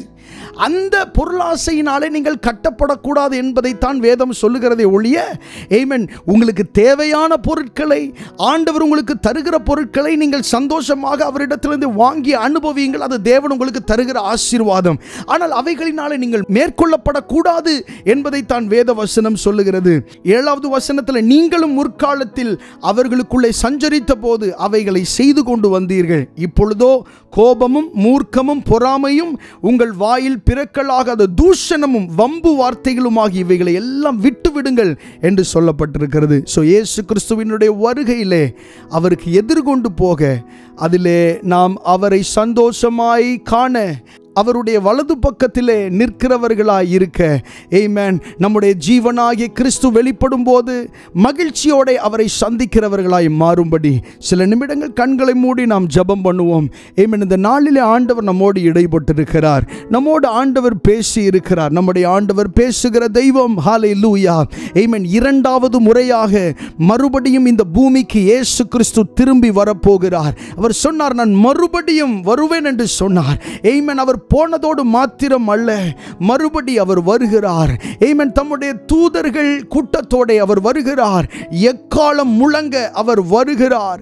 ஆமென். தம்முடைய ஜனங்களை கூட்டிச் சேர்க்க அவர் வருகிறார். ஆமென். தம்மால் தெரிந்து கொள்ளப்பட்ட ஜனங்களை தம்மோடு சேர்த்து கொள்ளும்படி அவர் வருகிறார். ஆமென். கண்கள் மூடி கரங்களை உயர்த்தி ஆண்டவர்கிட்ட சொல்லுங்க, அப்பா, அந்த நாளிலே, நீர் வருகிற அந்த நாளிலே மகிழ்ச்சியோடு உம்மை சந்திக்கிறவர்களாய் ஆண்டவரே எங்களை மாற்றும். மகிழ்ச்சியோடு உம்மை சந்திக்கிறவர்களாய் எங்களை மாற்றும். எங்களுடைய சரீரத்தில் இருக்கிற அசுத்த கிரியைகள், ஆண்டவரே ஸ்தோத்திரம், அவைகளினாலே ஆண்டவரே ஸ்தோத்திரம் கீழ்ப்படியாமையின் பிள்ளைகளாய் போய்விடாதபடி அப்பா, உம்முடைய வருகையை உம்மை சந்திக்கிறவர்களாய் எங்களை மாற்றும். உம்முடைய வருகையில் எங்களை சந்திக்கிறவர்களாய் எங்களை மாற்றும். உம்முடைய வலது பக்கத்திலே நாங்கள் நிற்கிறவர்களாய் எங்களை மாற்றும்.